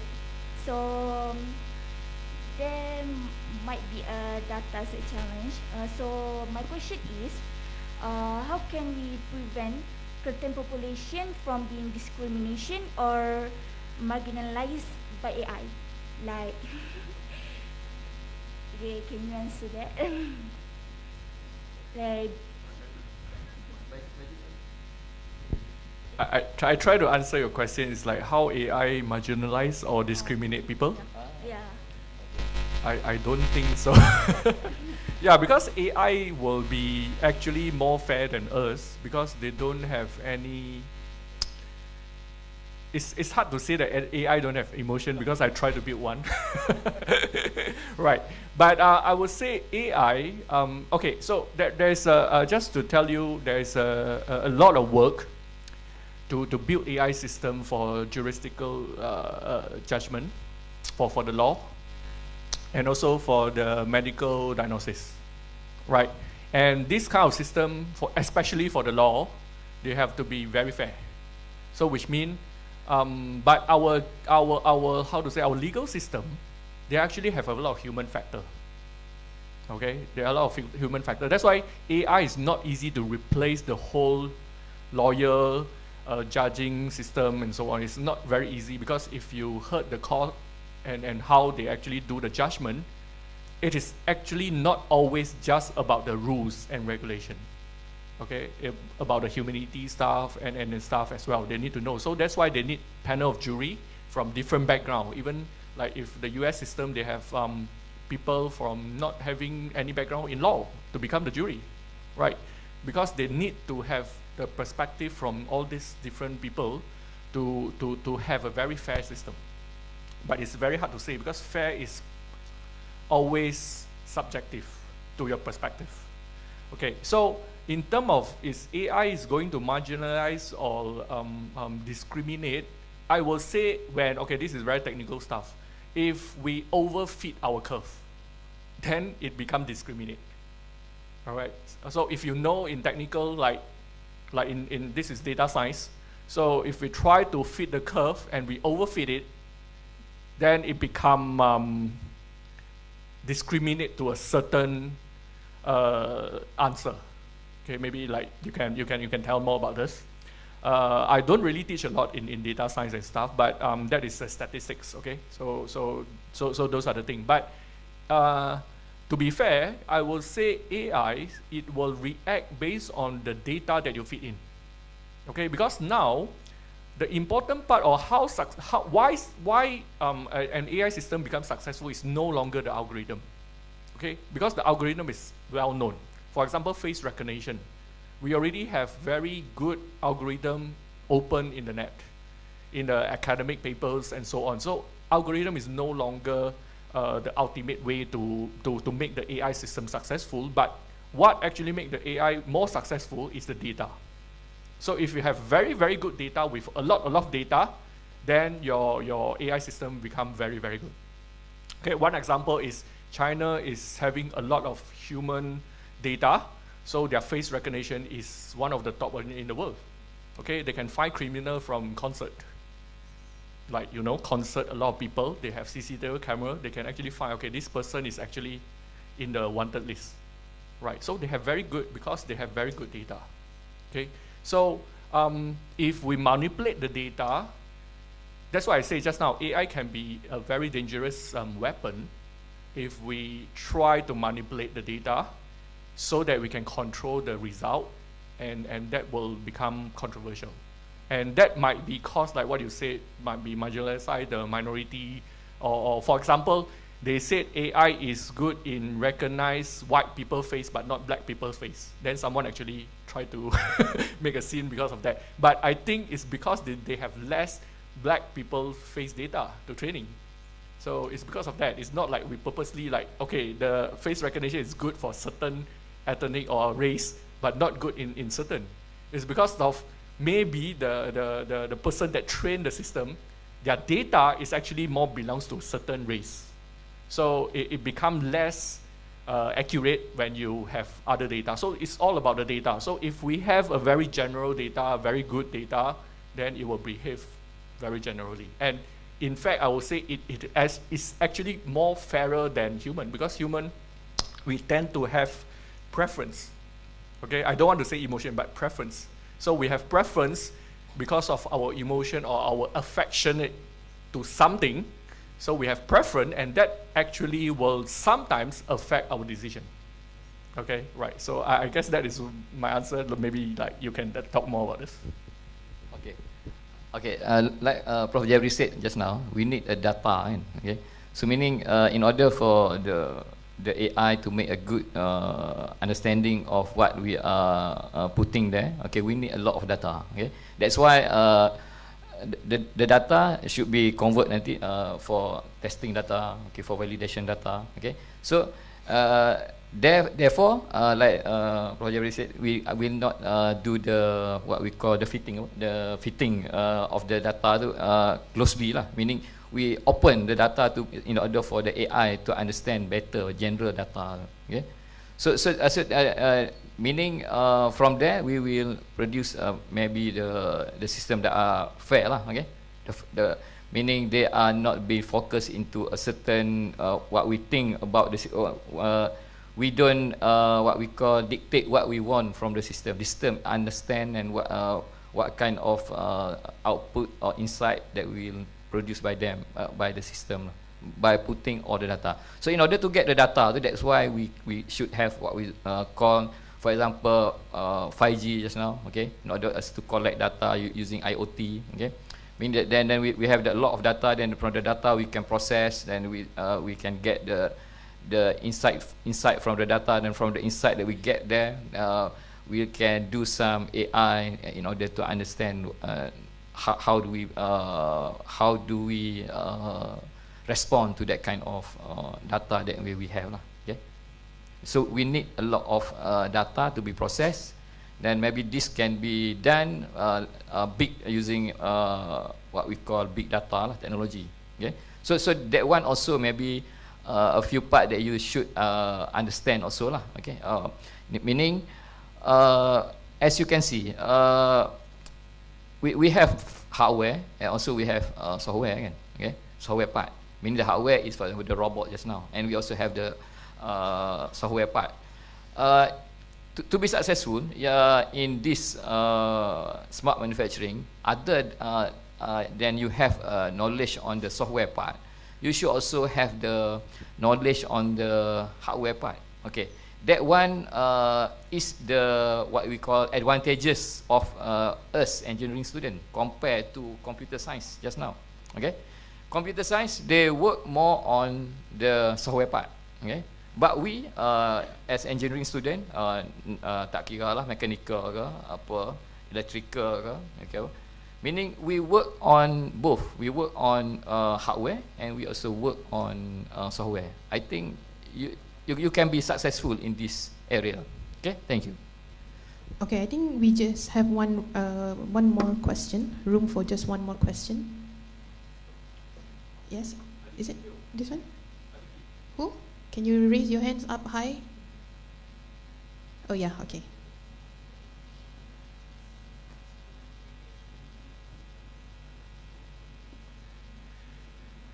Hello and Assalamualaikum warahmatullahi wabarakatuh. My name is Muhammad Asraf bin Morido. My question is directly to Dr. Tan.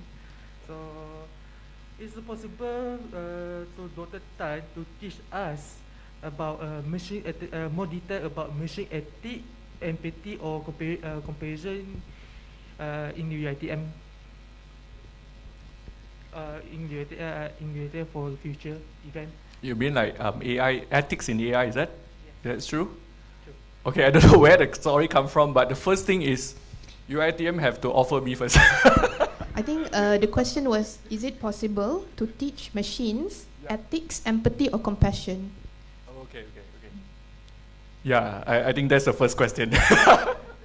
All right. Okay. So for example, like I can give a talk, and there's totally can be arranged. But I'm not actually expert in ethics and compassion or whatever stuff. But I will say we actually try to create AI that can actually strengthen to assist us to show empathy and care. Okay, because like just now, okay, but this actually I didn't present today, but I actually have another talks that say AI in medical, AI in healthcare and so on. So we actually try to build AI to actually help the medical department or the healthcare department to help those that in need. For example, like those that in pain in hospital, those that in home, like, you know, all the autism children's and so on. So we human, we can show empathy, we can show care to all these people, but we also have anger. We also have impatience. We also have our shortcoming, temper, and so on. Because we cannot, for example, like no matter how kind is the nurse to be helpful, but after a full day of full load, he will be or she will be very tired and maybe not able to have very high motivation always to show empathies or become very helpful. It's the same for other sector. For example, like you work as a waitress, you know, sometimes we complain the service sector, those people, they are not giving a lot of very good services. They are not say words in a very nice manners and so on. So what we try to do is we try to use AI to assist, right? So how to assist? For example, like we can share the load, okay? And then AI or robots, it won't feel tired as long as you give them enough charging, right? So we try to mimic human emotion, human empathy, and so on, and try to express them through robots or through AI. And that is what we try to assist human for those people that in need. For example, we build, you know, it's actually very, very hard. For example, like my personal experience, I also know, it's very, very hard to take care of children that, that have a lot of temper. And even like adults and that have a lot of temper, it's not easy. For example, like if we have elderly who have dementia, for example, if you know these kind of things, or autism children that fail to actually communicate with us. We also don't know how to talk to the children. We don't know how, and we always blame them and so on. Put problem, they become the problem. But I will say we as human, we are very compassionate. We have a lot of this very positive energy and so on, and we can actually make this to how to say, use AI and robots to actually help us to cover our shortcoming. For example, like when we are tired, then it can take over. For example, like a lot of small detail. For example, it's not easy. For example, if you want to like 24-hour take care of a patient, you don't have that power, okay? We human beings, we have a lot of weaknesses. We don't have that. But we can create robots to take care of this job. So with that, we can have a more, how to say, compassion and caring solution for people that need. That is what I can say. But whether I can teach this to you in UITM, I will leave it to UITM. Okay. I think we can organize a talk about that one, okay? About this kind of emotion, okay? I think we can do that lah. Okay. Thank you. Okay, so I would like to call upon these students to receive a token of appreciation for their questions. Muhammad Afif Zakwan, please come to the front.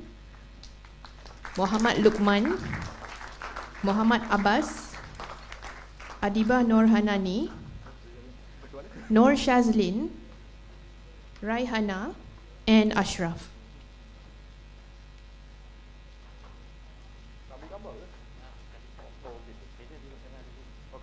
Duduk. Okay, thank you.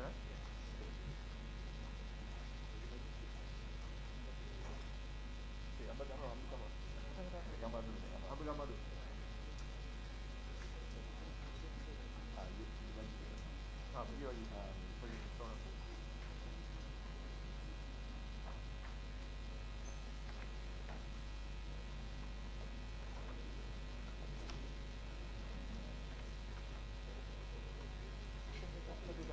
Satu.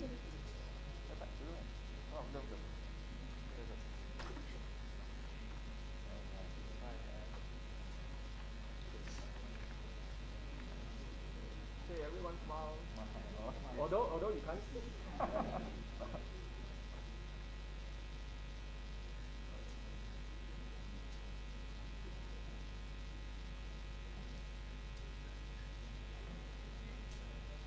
These are the future scientists in AI.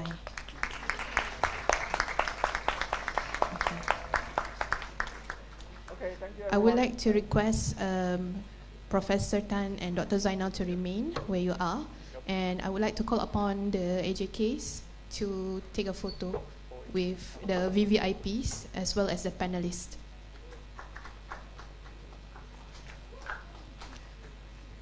Para pelajar dimohon untuk terus bertenang.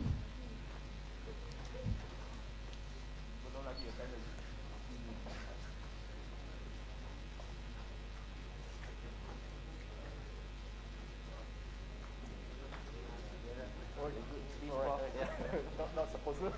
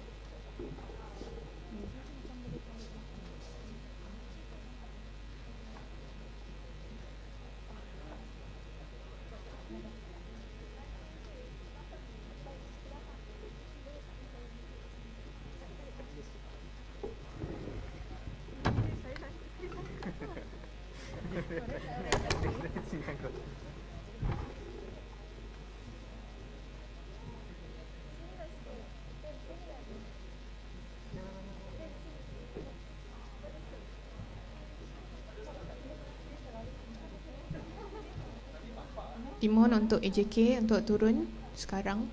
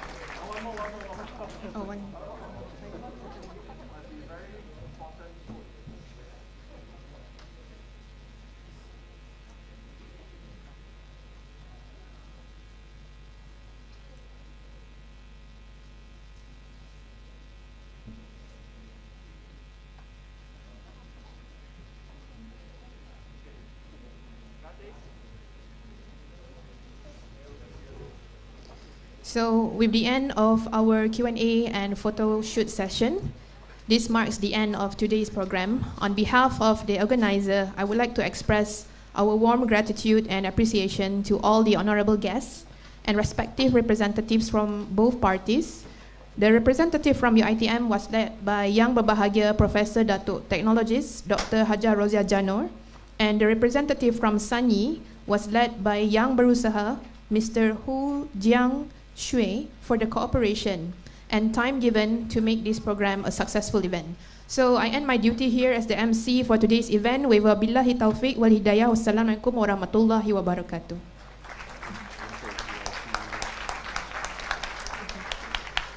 I would like to invite all VIPs to proceed downstairs for your lunch.